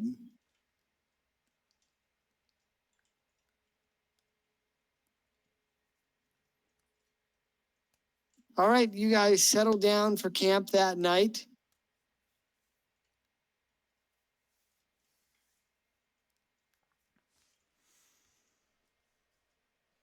Here.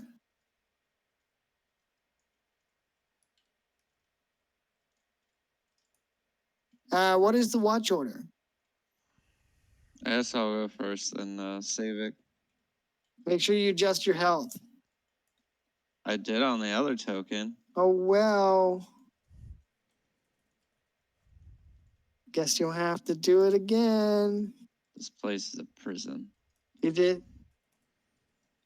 on planet bullshit. I haven't even begun to mess with you yet. You should just be grateful. Mess with us the way we mess with your traps and your big bad. Yeah, I will. Just wait. You guys don't even know what awaits you. What the fuck is that? Somebody shooting a gun or shooting fireworks. I can't tell. It's probably fireworks. Could be a gun. I mean, this is Redneckville. No, they're fireworks. I mean, I get it's Redneckville, but it's also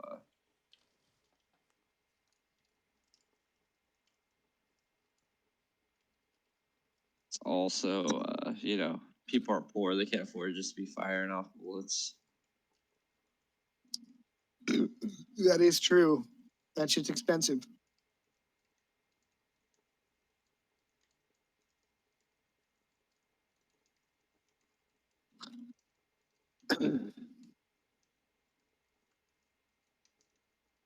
All right, I'm bummed that they don't have the token that I need.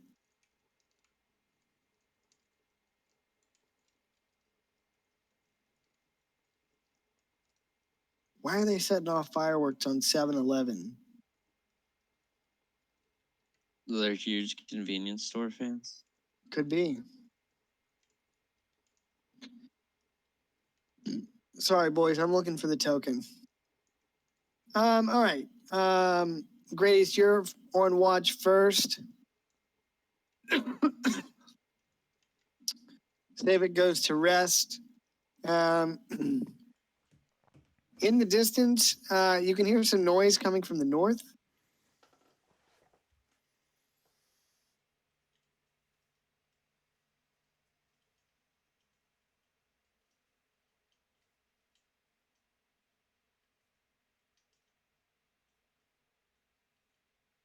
What's it sound like? There's some speaking, and sounds like like heavy footfalls.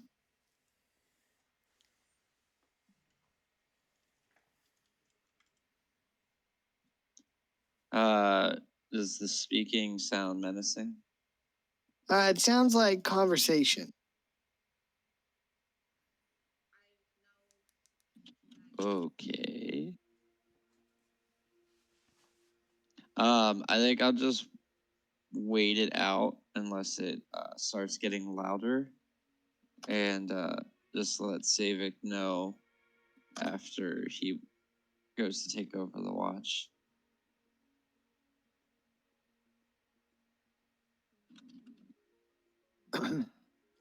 Okay, it is north of you.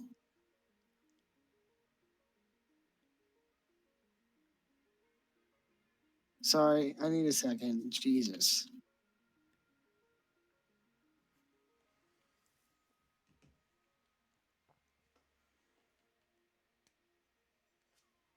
Well, I'm disappointed in the token selection, but it'll have to do.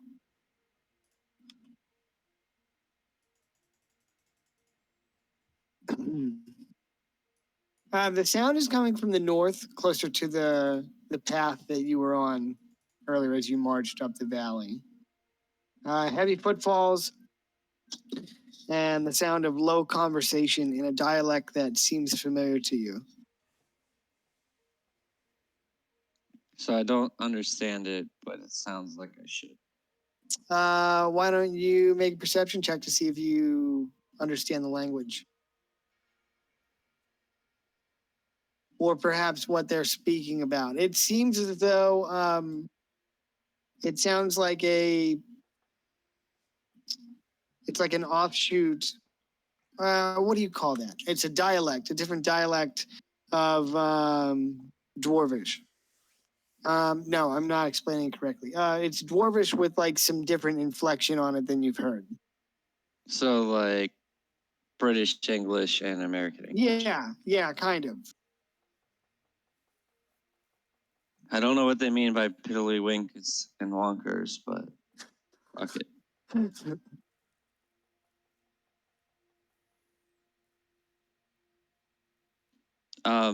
Since they are speaking Dwarvish, I think I'm probably gonna go investigate. Being a dwarf myself. Sure.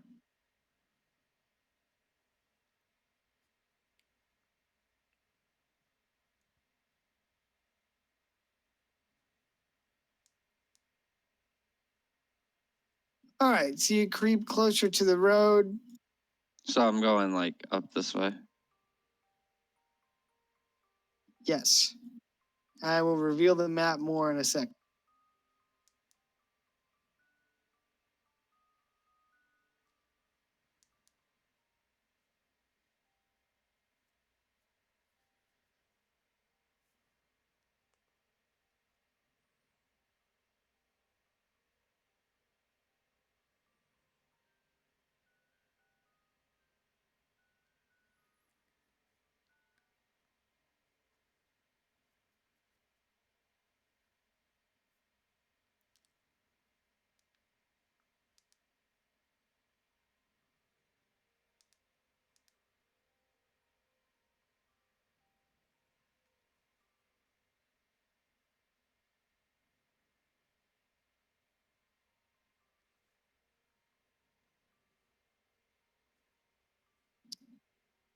All right, so you're just gonna walk across the road here and take a look?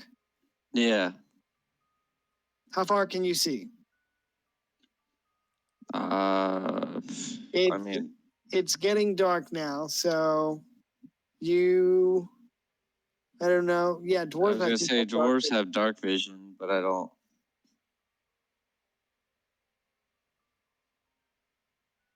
All right. Well, here's what you can see. So you hear the scattered bits of conversation and an inflection of dwarvish.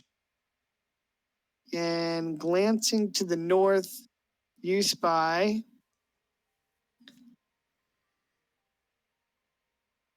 a party of dwarves. They appear to be dwarves.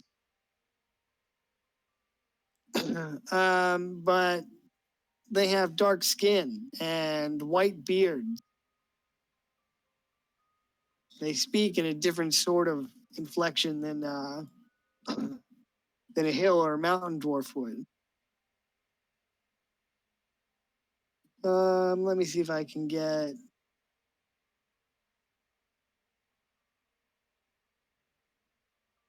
So they appear to be gray dwarf, or the Durgar. With them they're flanked by two massive beasts. They appear to be more demon than dog. Oh, that doesn't seem good. Their steps are silent, and inside, when they open their mouth and reveal layers of ravenous teeth, it almost seems as though there's a burning ember lodged within their throat. Yeah, I'm gonna step back and wake up Savik. Yo, bro, you gotta check this shit out.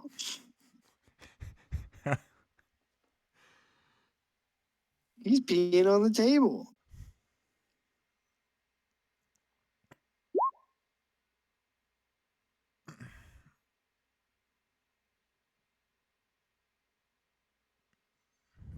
All right. I'll come to from trance. How many did you say that there were? There are 5 Durgar and 2 of these demon dogs. Oh, okay.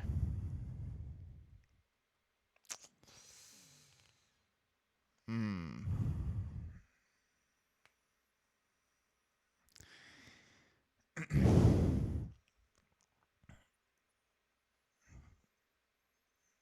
Let's see.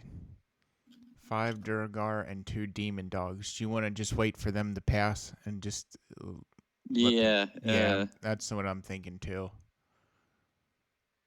I'm thinking we just let that party pass.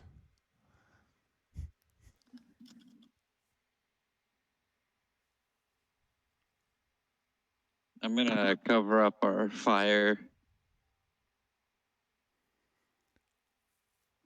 Make sure they can't see it. Okay, how are you extinguishing the fire? I'm throwing my shield on top of it, so it completely smothers the smoke and light.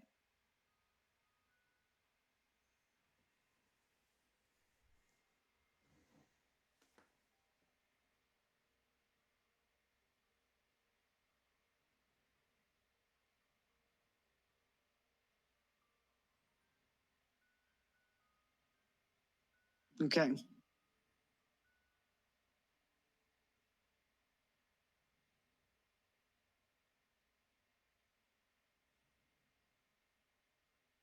All right, so you extinguish your fire and hunker down, hoping the enemy will pass.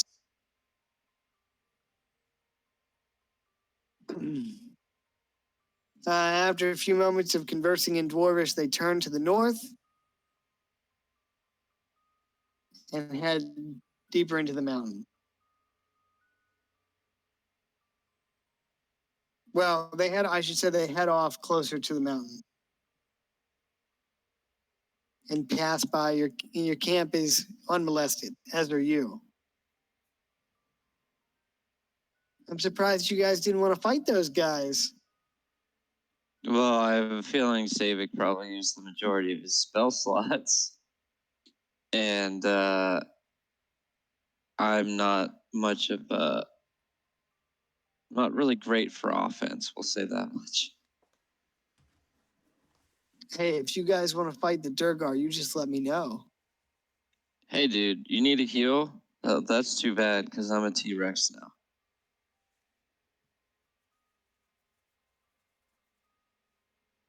You have some pretty good offensive stuff. Like Bless is great. You have Bane. Like you can cast Bane on enemies to give them, I forget what it is, but it's a great debuff. And Spirit Guardians is good. That's like an AOE. I think you have Holy Weapon. Holy Weapon is really fucking good. Let me see. Oh, I have stuff. I'm just a Dominion of Life, so I took majority of it was supposed to be healing spells because I had a bunch of teammates that could do a lot of damage. They just don't show up.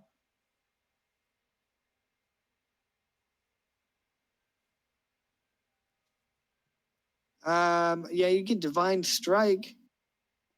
That does extra radiant damage.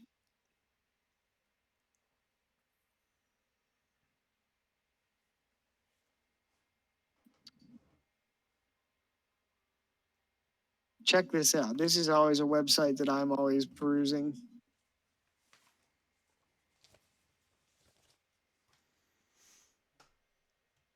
And their voices carry away into the distance, or they fade away into the distance, I should say. Savik, you gonna finish your watch and turn over, or I'm sorry, Gradius, you gonna turn the watch over to Savik? Yeah. Okay. The rest of your watch passes without incident. All right. I'm gonna take some time to prepare some different spells.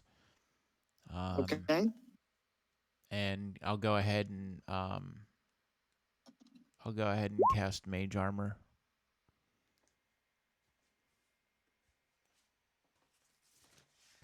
Okay. Sometime in the night, high winds blow in from the north. Or wait. I think I have to actually roll for that. Roll a d4, please, somebody.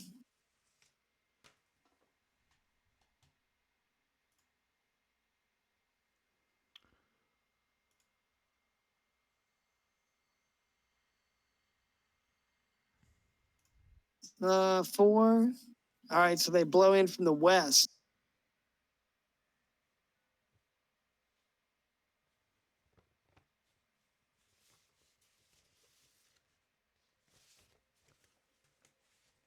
All right, so high winds from the west, and this is the consequence.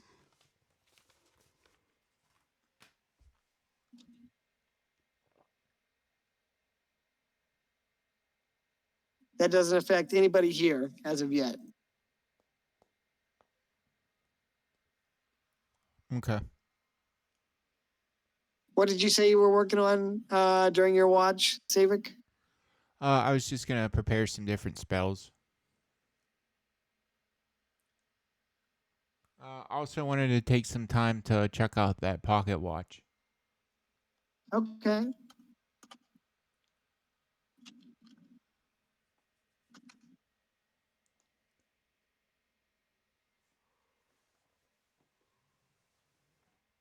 Sounds good, Gradius.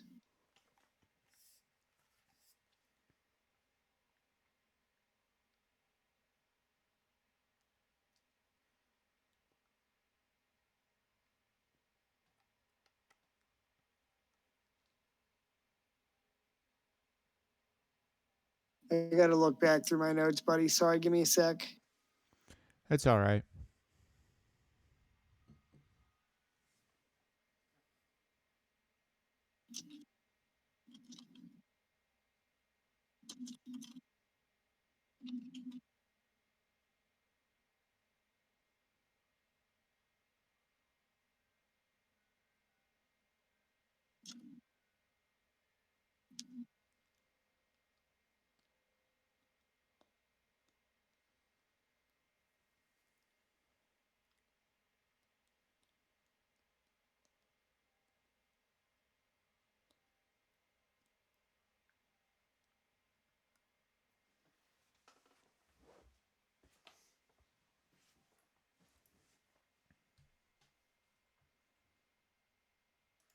All right, I'll go ahead and do that.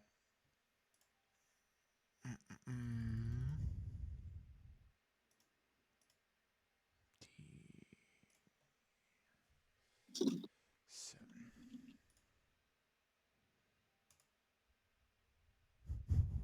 12. 12. All right. So you can discern some things about the watch.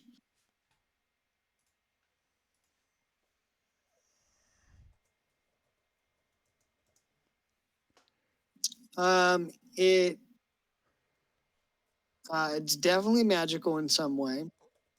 The pocket watch, as you know, as you're glancing at it and inspecting it, turning over in your hands, you notice that it's enchanted with mithril, which is a metal that's known for its inherent magical conductivity. And you get the sense that this watch can somehow influence, excuse me, temporal fluctuations. Okay.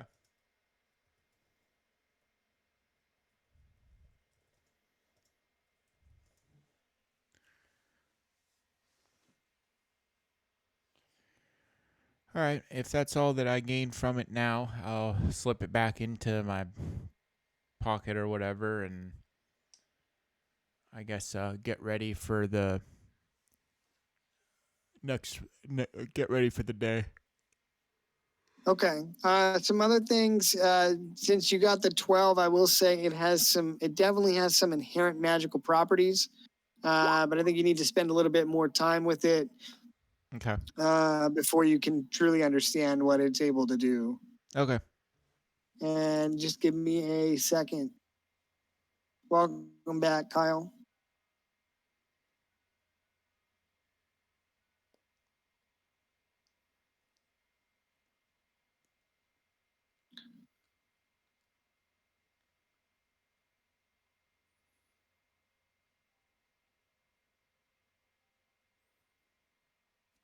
Let me know when you want to do another Arcana check on that. Yeah, I'll wait until, the next day or whatever we set up for camp. I'll explore it again. It's got a lot of cool shit.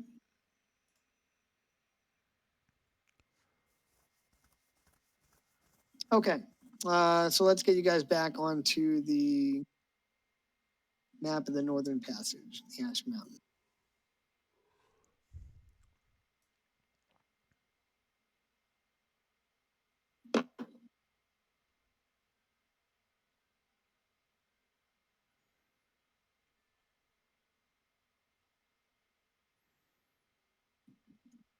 And as soon as I stop lagging.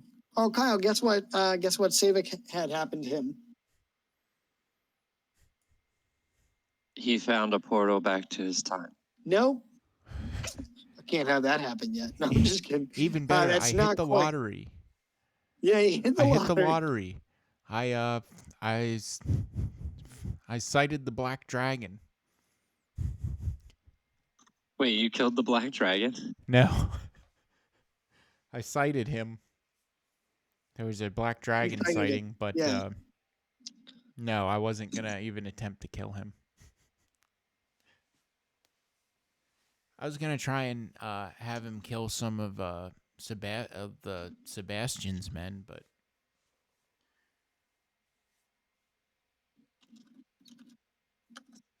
I decided just to let him fly back to the north. Left a little distance between him and then started moving up the other side of the ridge here. All right, are we ready to move?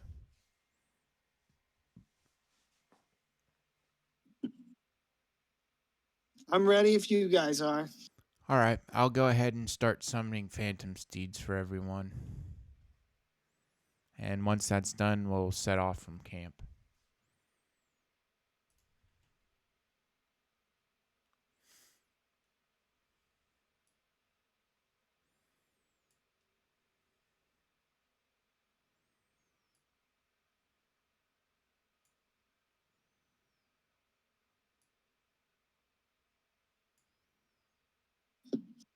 Okay, you very smartly skirt around the hills this is difficult terrain here. But if you want to stick to the forest, you could maintain your normal rate of speed. Okay.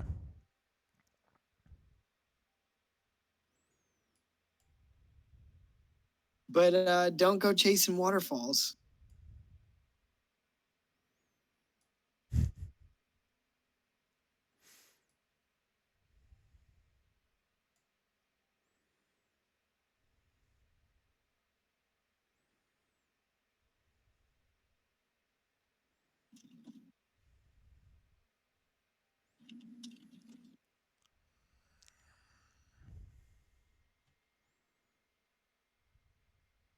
All right, shit. So what are we moving towards west?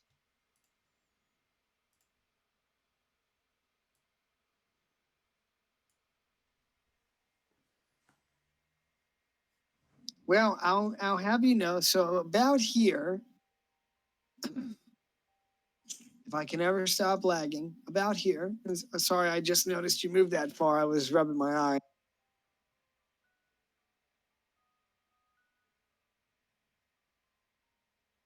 Oh, you motherfucker! Where is that? Trying to find my description. Okay, so as you move north through the valley in the distance, upon one of the low ridges of the mountainside, you see what looks to be a decrepit monastery.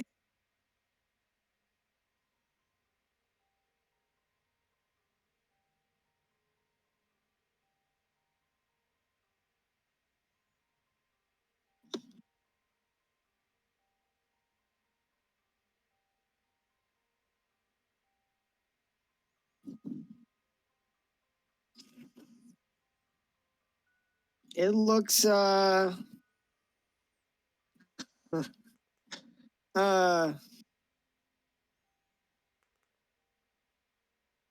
looks kind of like this.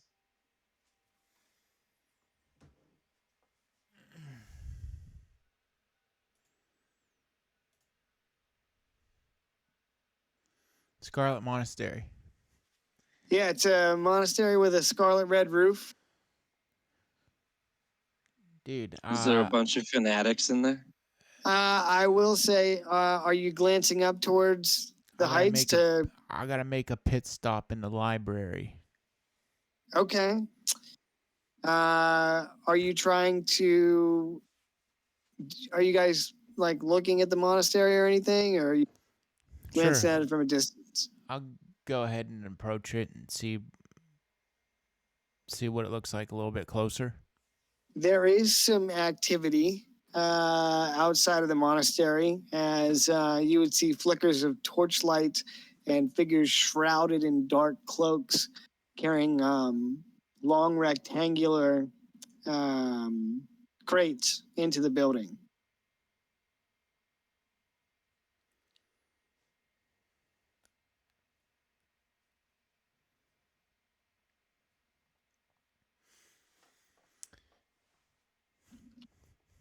Ah, man. I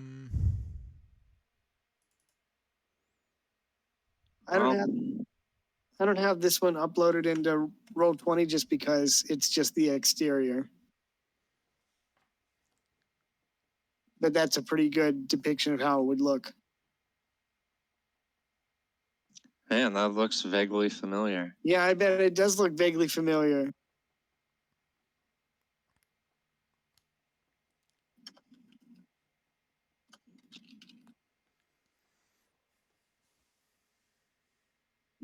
Is there 4 wings? Yes. Well, you know what? I don't know. You got to go in and see for yourself. Try and get information out of me, Kyle. Do you want to check this place out? It looks like a sizable monastery, so there could be multiple wings. I mean, if you want to, we can go check it out. Or do you want to stop and check this out, or do you want to try and find the micronation of the Broken Iron. I mean, Broken while Iron. we're here, we might as well check it out because All right. I know what I can do to help expedite this process. there's not really anything else around this area, so we'd have to do a lot of backtracking to come back. All right. There's all kinds of stuff in this area. You know, So I'll there's go ahead and dismount from the spectral steed, I guess, outside of the monastery. And okay. um let's see. It's been a while since I've done this, but I think I'm gonna go ahead and cast Arcane Eye. Oh shit.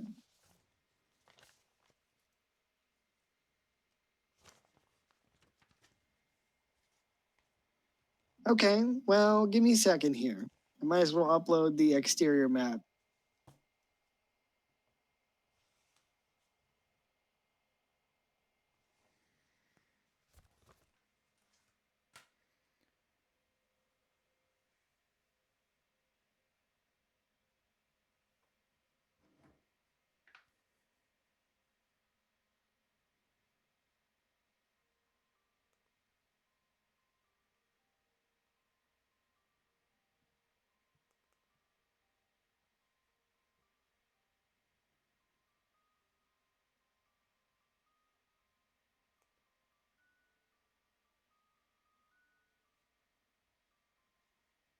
So the arcane eye can only see but not hear.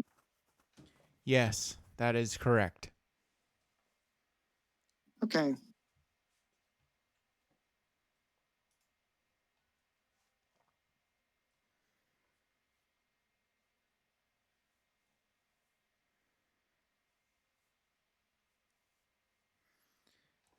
Can I ask the druid if he knows anything about this? Sure, I just need a second here. All right, I'll ask. Yeah.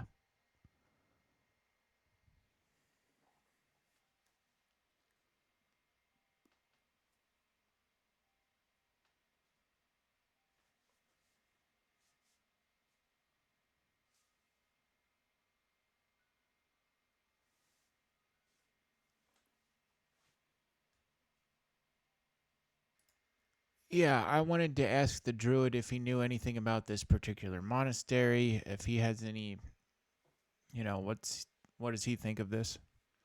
Does he know of this? Has he heard of this place? Or is this just something new? The druid appraises the monastery for a long while, and he says, as far as I've known, that monastery's been abandoned for ages. Something during the last war. It was prosperous, and then the giants or perhaps the orcs came through and slaughtered the inhabitants. I can't imagine who or what would be up there and for what purpose. Okay. Well, if that's the case, I'll go ahead then and send Arcane Eye out to do its thing. Okay, just give me a second. I'm dragging these maps up from the bottom. Roll 20. I'm drudging them up from the depths. Is comically too large, but The Dungeon Mapster. I just grabbed it. So I guess it's not too bad when you. All right, Savik. I just got to grab a couple tokens here for the.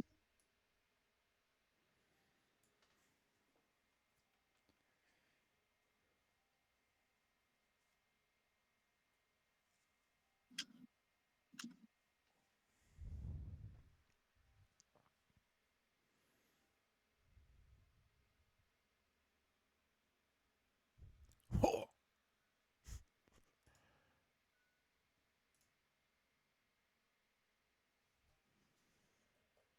And there should be a wagon over here. Wagon wheel. Oh man, that makes me think about getting high with Ben Levy. You would I always know play that he song. loves that song.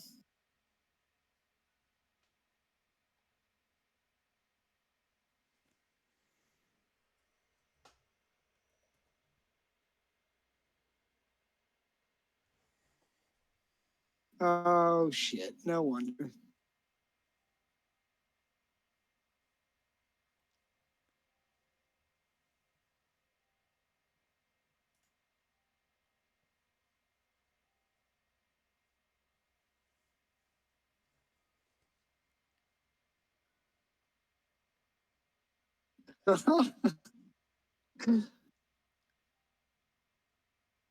Okay.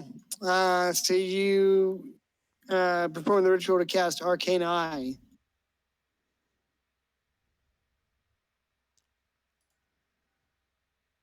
Where are you going? I'm gonna have it. Actually, what I'm gonna do is I'm gonna have Arcane Eye go ahead and go in through the back here. Okay. There's a long set of stairs that lead up into the monastery proper. Okay. If there's nothing here at the steps, I'll go ahead and have the Arcane Eye move up towards the steps. There are just let me get a picture of what these guardsmen look like. 1 second.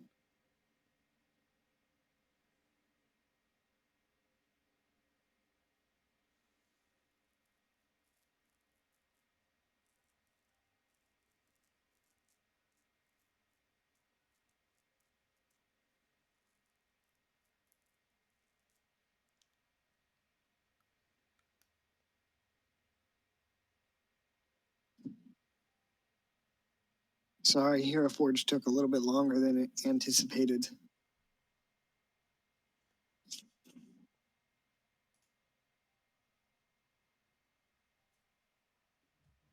So we hadn't seen any like movement or anything.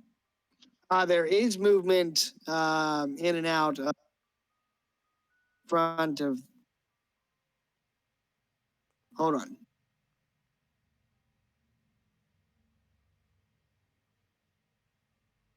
I don't want to bring this over here, and then I can create a mini GIF. There is movement in the front of the building. There are figures shrouded in dark cloaks, some carrying torches that illuminate against the night sky, and you can see them carrying long rectangular boxes into the ruins of the monastery. And I'm going to have a picture of what they look like here in 15 seconds.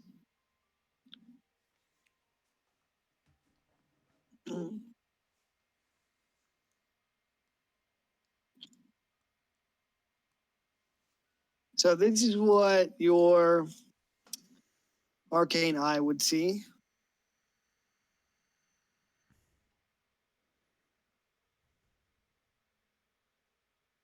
A big fat nothing. Guards that are dressed in. You can see through the Arcane Eye, can't you? Yes. Okay, some things would stick out to you here.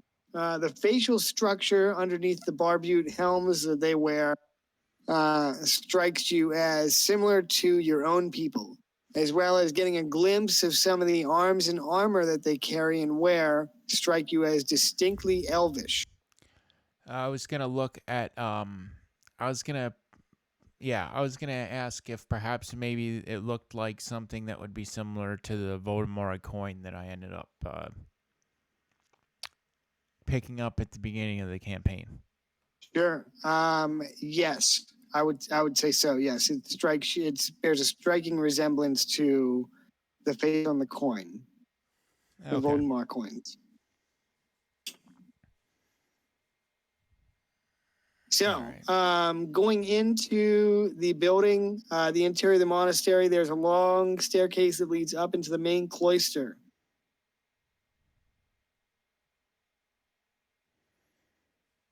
And from that cloister, there are, sorry, my eyes were bothering me. From that cloister, there are the following. A door that leads to the east, a door that leads to the west, a door that leads straight ahead, and then there's one door that leads down and out towards the graveyard. Actually, no, I'm wrong. I think the graveyard is behind. So 4 doors, one here, one here, one into the main cloister, and then one that leads down the monastery itself. Is there Alright. anything that indicates on their armor, weapons, or anything like who they are serving? Who they're serving?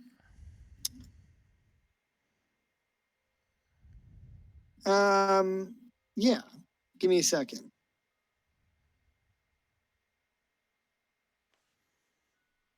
They do wear a crest badge that pins the far side of their cloak on the left side. So they wear that, and then said to Savik, their features are distinctly elven, as well as their armor.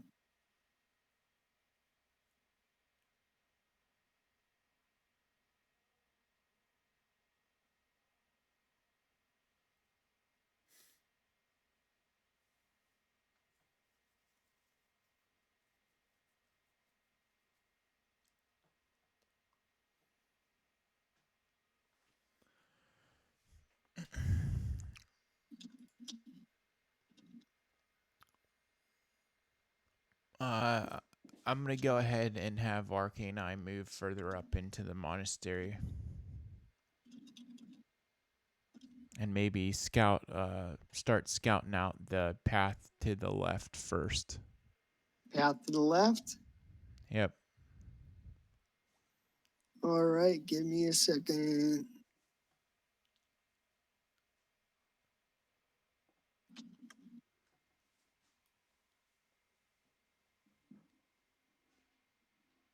Oh man, hold on. I gotta actually look at these maps to make sure I had the right one.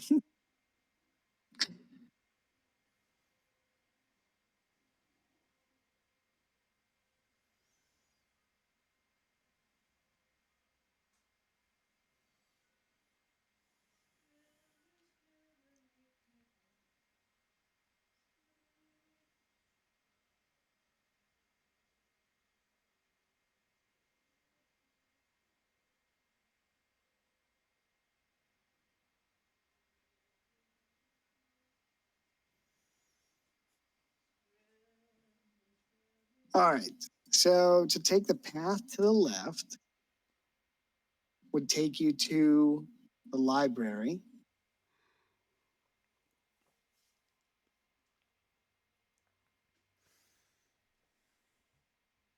And I don't have the fog of war on.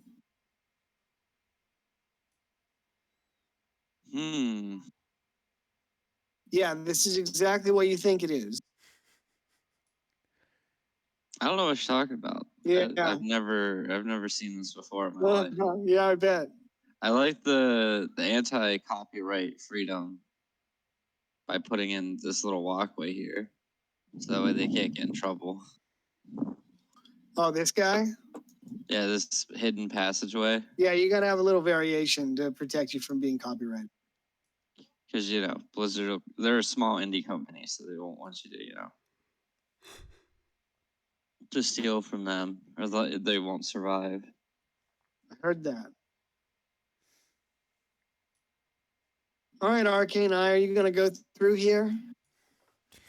Yeah. I mean, you can, if you want, you can just sweat it and put the fog of war on. Yeah, I'll go in here and check out some of the major stuff. I'll stop in here first. Okay, and I think if I remember this one correctly, there's supposed to be dogs in this hall. Yeah, dog trainer down here, bro. Yeah, this guy. Yeah. Oh boy, can't wait for you to run into that guy. He's not the Hound Master from WoW, I'll tell you that. Release the hounds. All right, so you go down this long corridor that is flanked by elven guardsmen in the same garb that you saw outside. Sitting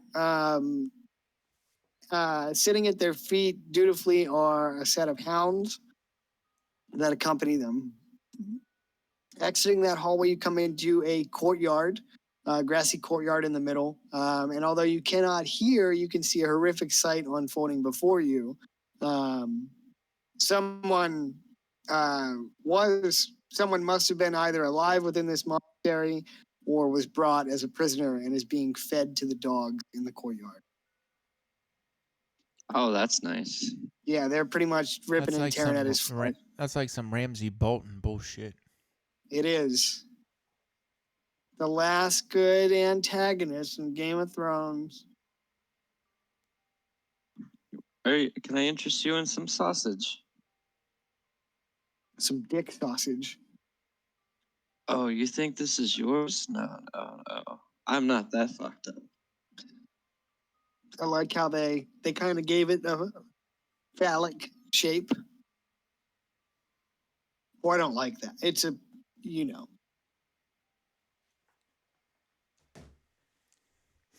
All right, Savik, so that's what you witness in the courtyard. The path from the courtyard splits to the south and continues to the east. Okay. I'm going to go ahead and move up in here, and I'll check out what's down this corridor. Okay, so you continue to the east down this corridor, and you find another series of guardsmen standing dutifully. They appear to be engaging in some idle banter as they stand on guard duty. One noticeable feature of this hallway is that there's a path that splits further east. At the end of the hall, there's a room in which you can see a tall elven war mage with jet black hair rifling through different books. The path again continues to the east. It looks like it cuts to the north. Okay. I'm going to go ahead and snake my way around here.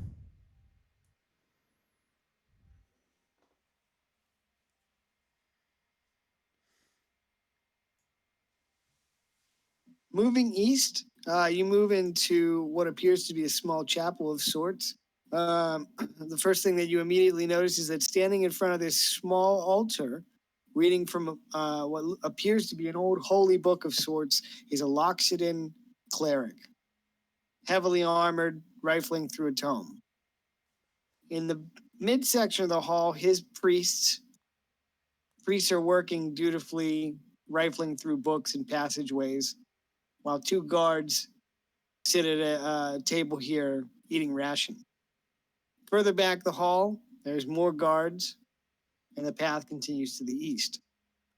You come into the main section of the library, and perhaps the most chaotic as guardsmen rifle through books, mages wander the halls looking for magical tomes, and this scene continues, This scene continues from one end of the hall to the next. Okay.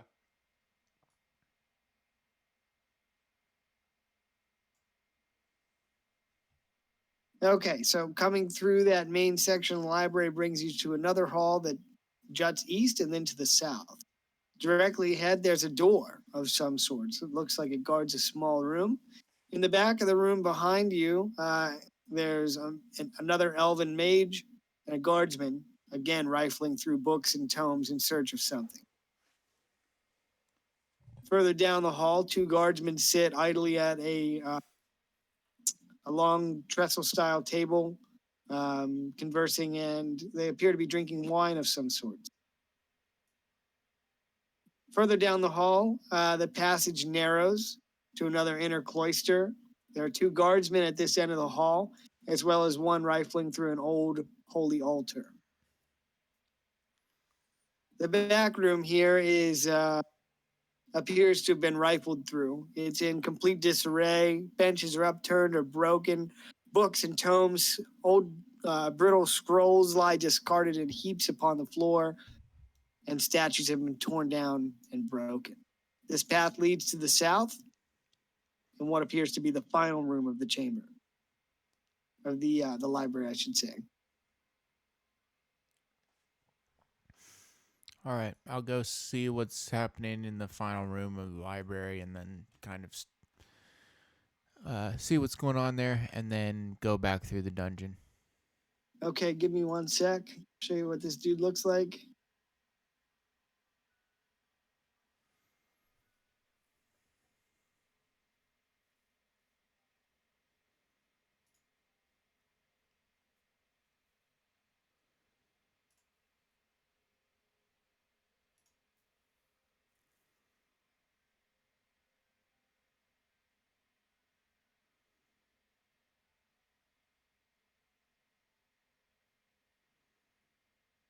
All right, so you come into the last chamber of the library. It's a circular chamber.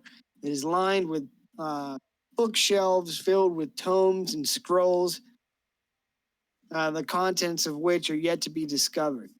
At the end of the room, there's a large soft cushioned chair, and a fire blazes merrily in the as a tall, blonde elven mage of some sorts, wearing dark red robes, carrying a long staff, paces around the room, using magic to summon books to him, rifling through them, and then discarding them in heaps on the floor, clearly in search of something. He looks like this.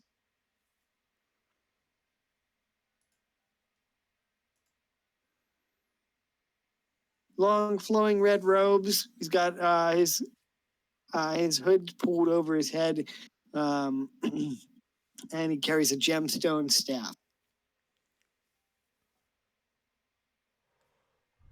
All right.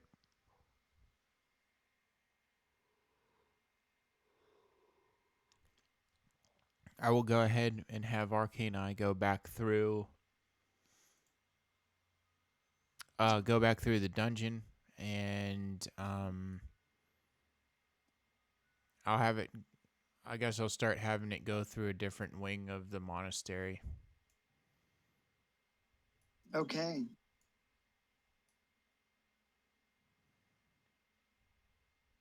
We go back here. You know, this campaign has had a lot of references to the world of Warcraft.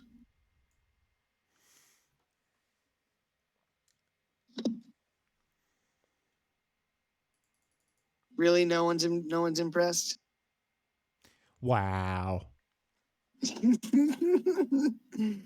All right, you're gonna be down here in the south. Oh, I'm not done placing them. That's all right.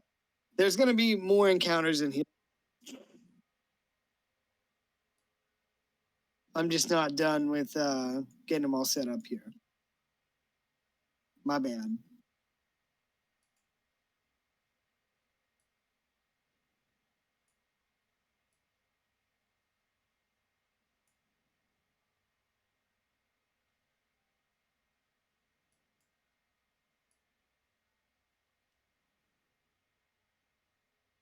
Okay, so I'm definitely missing, I think, an encounter right here.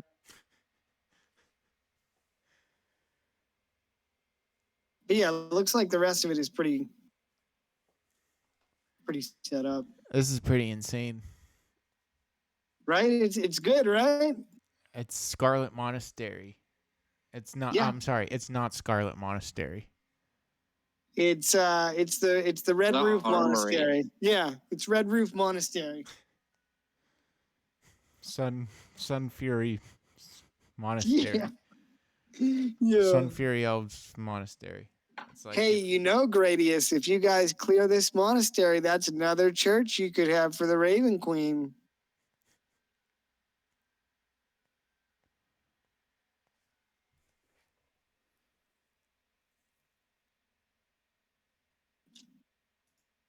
All right, cool. That was nice conversation. You can start. I'm not. We haven't even set up the first one yet. I just assumed that whenever you get your wages, like come out and go towards the construction, right? You hired a team of workers when you got to King's Garden. Yeah, but I haven't been back to pay them or anything. Who knows if they're working? Well, You can't trust contractors, man. all I'll say is good thing you didn't keep all your money in the Bank of King's Garden, because no one's seen or heard from Bruce Wainwright since it's been hit. That's not true. You guys just haven't inquired yet. But yeah, I mean, somebody might have stolen all your money. That'd be really unfortunate. I know. If I had my own money stolen by my own teammates. Especially if you're the Bat Knight.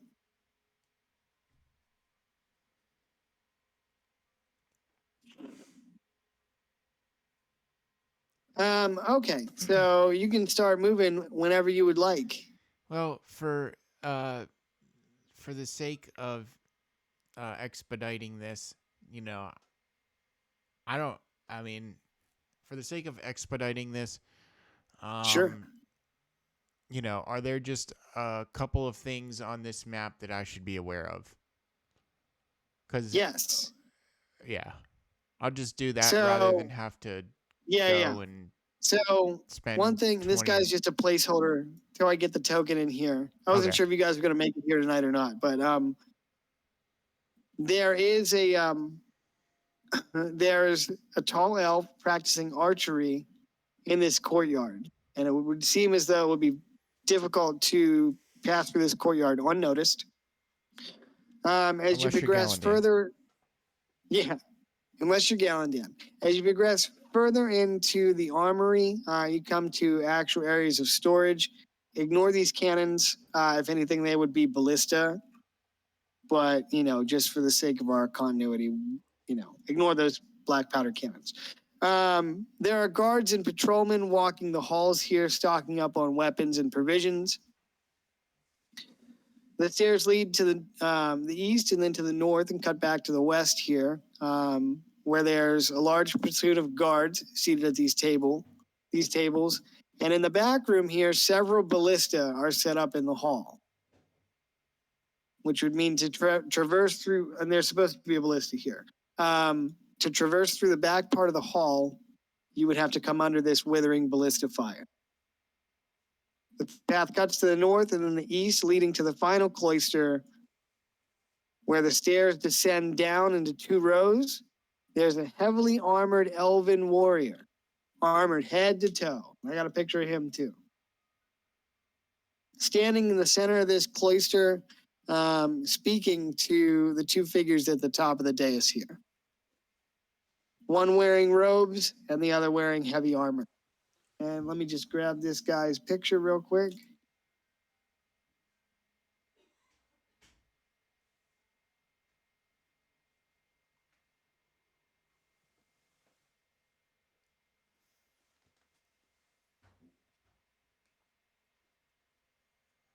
He looks like this. You'll notice he only wears a spalder on one shoulder.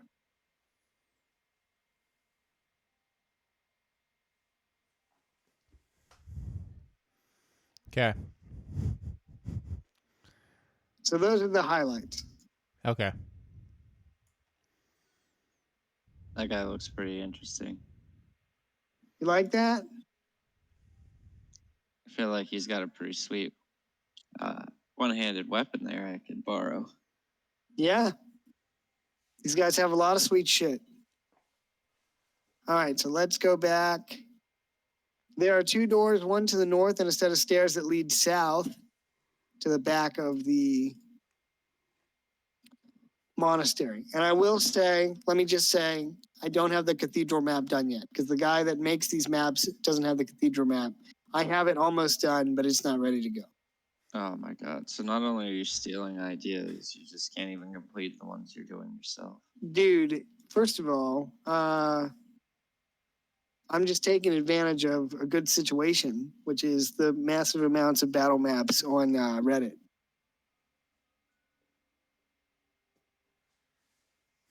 I guess we'll go ahead and send the eye into the other, not the cathedral door.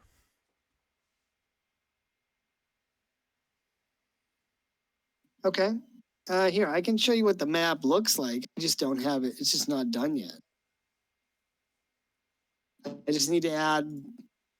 Here, this is what it looks like. I just need to add the encounters and upload it. I just haven't had time yet. It looks pretty good, right? Like, I don't have the same assets as that other guy making them, but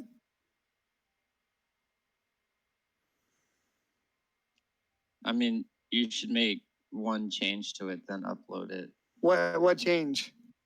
Just any change, because that's the exact map of the game. Oh, yeah, okay. Yeah, I will. I understand what you're saying. So Blizzard doesn't.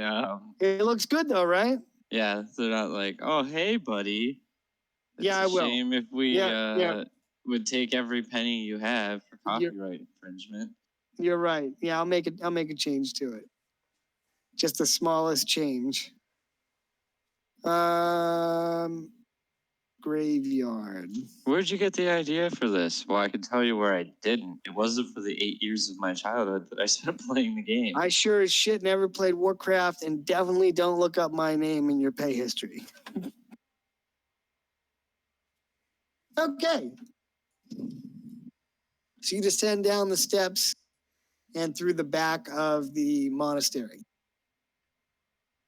There's a long hallway here. There should be 2 sets of guardsmen in this hallway. Another hallway that leads to the outside, out back of the building. That leads to a large graveyard. Now out here, there's kind of a flurry of movement as these soldiers, they sort of look like legionnaires, are desecrating the graves of everyone that's been buried here. They're digging up graves, removing the coffins, and piling the bones in the courtyard. Further down past the fountain, 4 legionaries block the doorway at the top of the stairs in shield wall formation, as do 2 others on the foot of the stairs. Inside of this building, this mausoleum, there's stairs that lead up to a dais here where elven wizard carrying a wicked-looking scythe stands in front of a sarcophagus that has been pried open and is reciting words over a corpse, a skeleton. And he looks like this.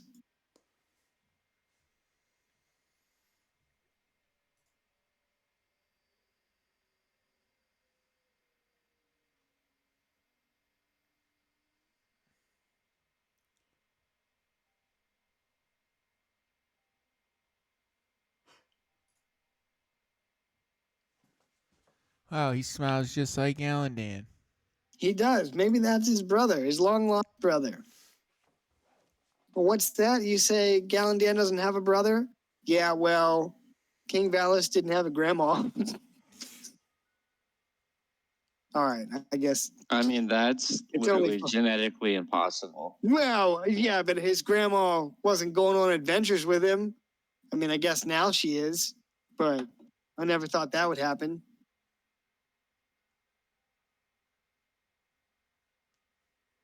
Anyway, so to surmise here, they're digging up graves. Oh, also, many of the rectangular containers that they were carrying outside of the building, they're bringing into the graveyard here.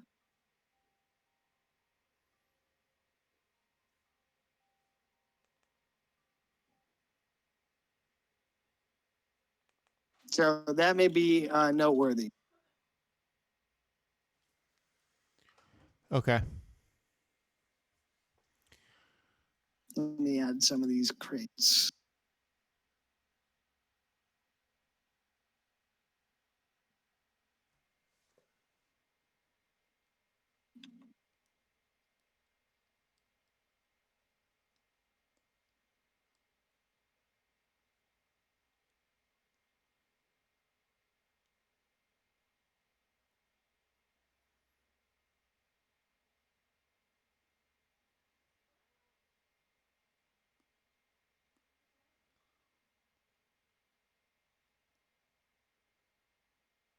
Yeah, so they're about 8 to 10 feet in length. and they're just kind of scattered around the graveyard here.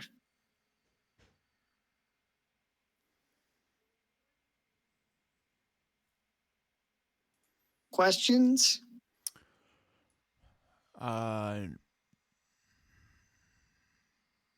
Where's pizza? What? Where's pizza? Where's pizza? I just went to the store and got 3 of the chicken bacon ranch pizzas today.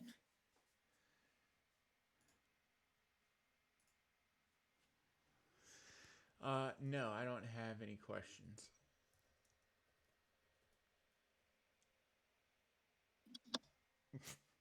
There it is.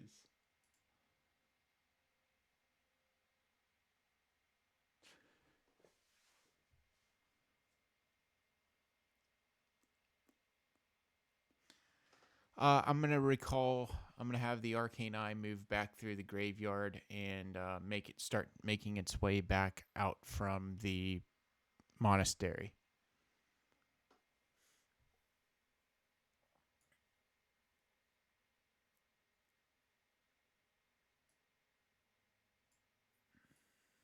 I'm sorry, what did you say?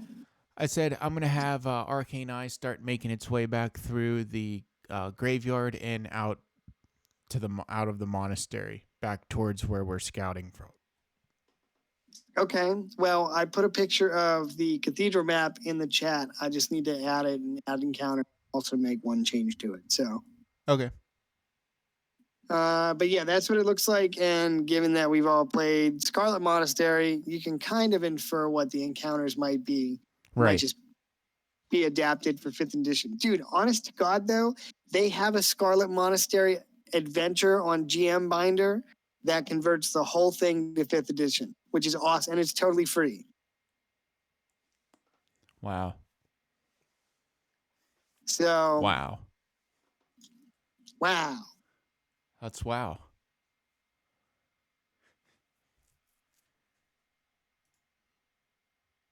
That's pretty awesome. Yeah, so I don't know, Kyle. I think Kyle said he has to go, so maybe we should call it here, and we can pick it up with the Red Roof Monastery next session. Yeah, that sounds good to I me. mean, that sounds good to me. But I mean, if you two want to keep going, you can. Okay. No, Well, I think this is no matter what we do, I think this is a good spot to stop for now. I have to get up Also, early tomorrow. Oh, that sucks, dude.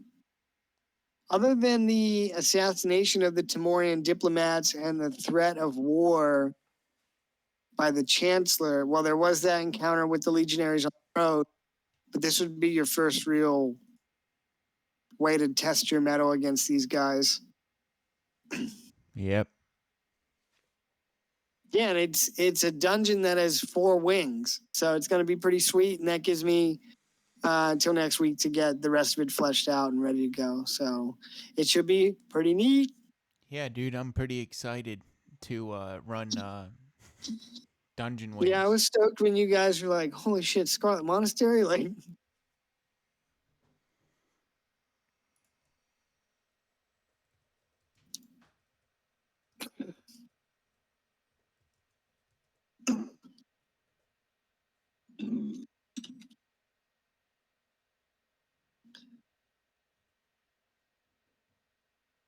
Gundam Wing Dungeon Wings.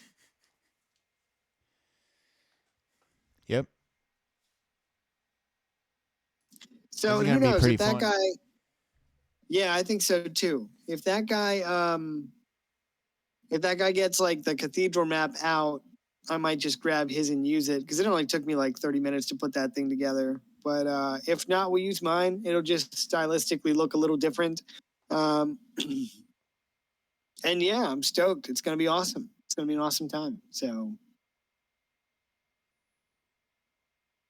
well, I hope you guys had fun this evening. Kyle, I know you didn't really get the chance to do anything too much, and that's okay. All you did was fight the birds. But yeah, thanks for coming, guys. And Kyle, I hope you feel better, man. I'm gonna be I'm gonna be booking my flight tomorrow, so I'll send that shit to you then.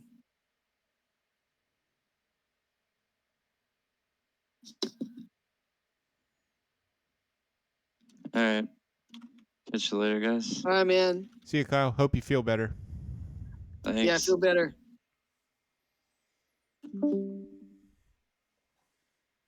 Well, dude, did you have fun? Yes, I did. Shit, yeah, dude. Yes, I'm glad to hear that. Yep, I had fun. I think Scarlet Monastery has a lot of promise. Yeah, it certainly looks like that. It looks like there's, stuff in here for everyone. Which is why I'm thinking that it probably shouldn't be ignored. Yeah, I mean, I will say, if the Empire's here, they're here with a purpose. So. Yeah. And I think if we would do this, if we would run Scarlet Monastery, we should clear out the entire thing. Figure out the what? We should clear the entire thing. Oh, and yeah. Then it's just like a mystery scenario about how all of these people, how all these Sun Elves ended up getting murdered. Yeah. And then. Yeah, I mean, you wouldn't necessarily want to leave any survivors because, they'll come. Well, It's just too much of a risk. And it's not necessarily an evil thing to do considering that, these Sun Elves are on the warpath. Yeah. So, but yeah, I'm stoked to pick it up there next week. Hopefully, we have Dave and maybe even Darren next week too. So, yeah, that'd be cool. And I like how the wings are not, they're not that big. It's like 4 mini dungeons. Yeah, that's nice. It's like 5 rooms, 6 rooms per. Yeah, I spotted it on Reddit, and I was like, man, there's no way that I can pick this up. Like, it's really cool, and thematically it fits because it's a ruined monastery in the middle of nowhere. So. Yeah. I thought Kyle would be more stoked about it. A mega dungeon. Yeah, it is a mega dungeon. Scarlet Monastery. There have been a couple of those. Yeah, and the Mournhold was a mega dungeon too. Mega Dungeons and Dragons. Mega Dungeons and Dragons. Yep. All right, man. I gotta get going. Sounds good, buddy. Thanks for coming tonight. I hope you had fun. I did. And I'm glad to hear that, brother. As long as you guys are having fun, I'm having fun. Yeah. Hope you have a good day tomorrow. All right, man. See you on Friday. Yep. Sounds good. I'll see you then, man. Later, buddy. Yep. Bye. Bye.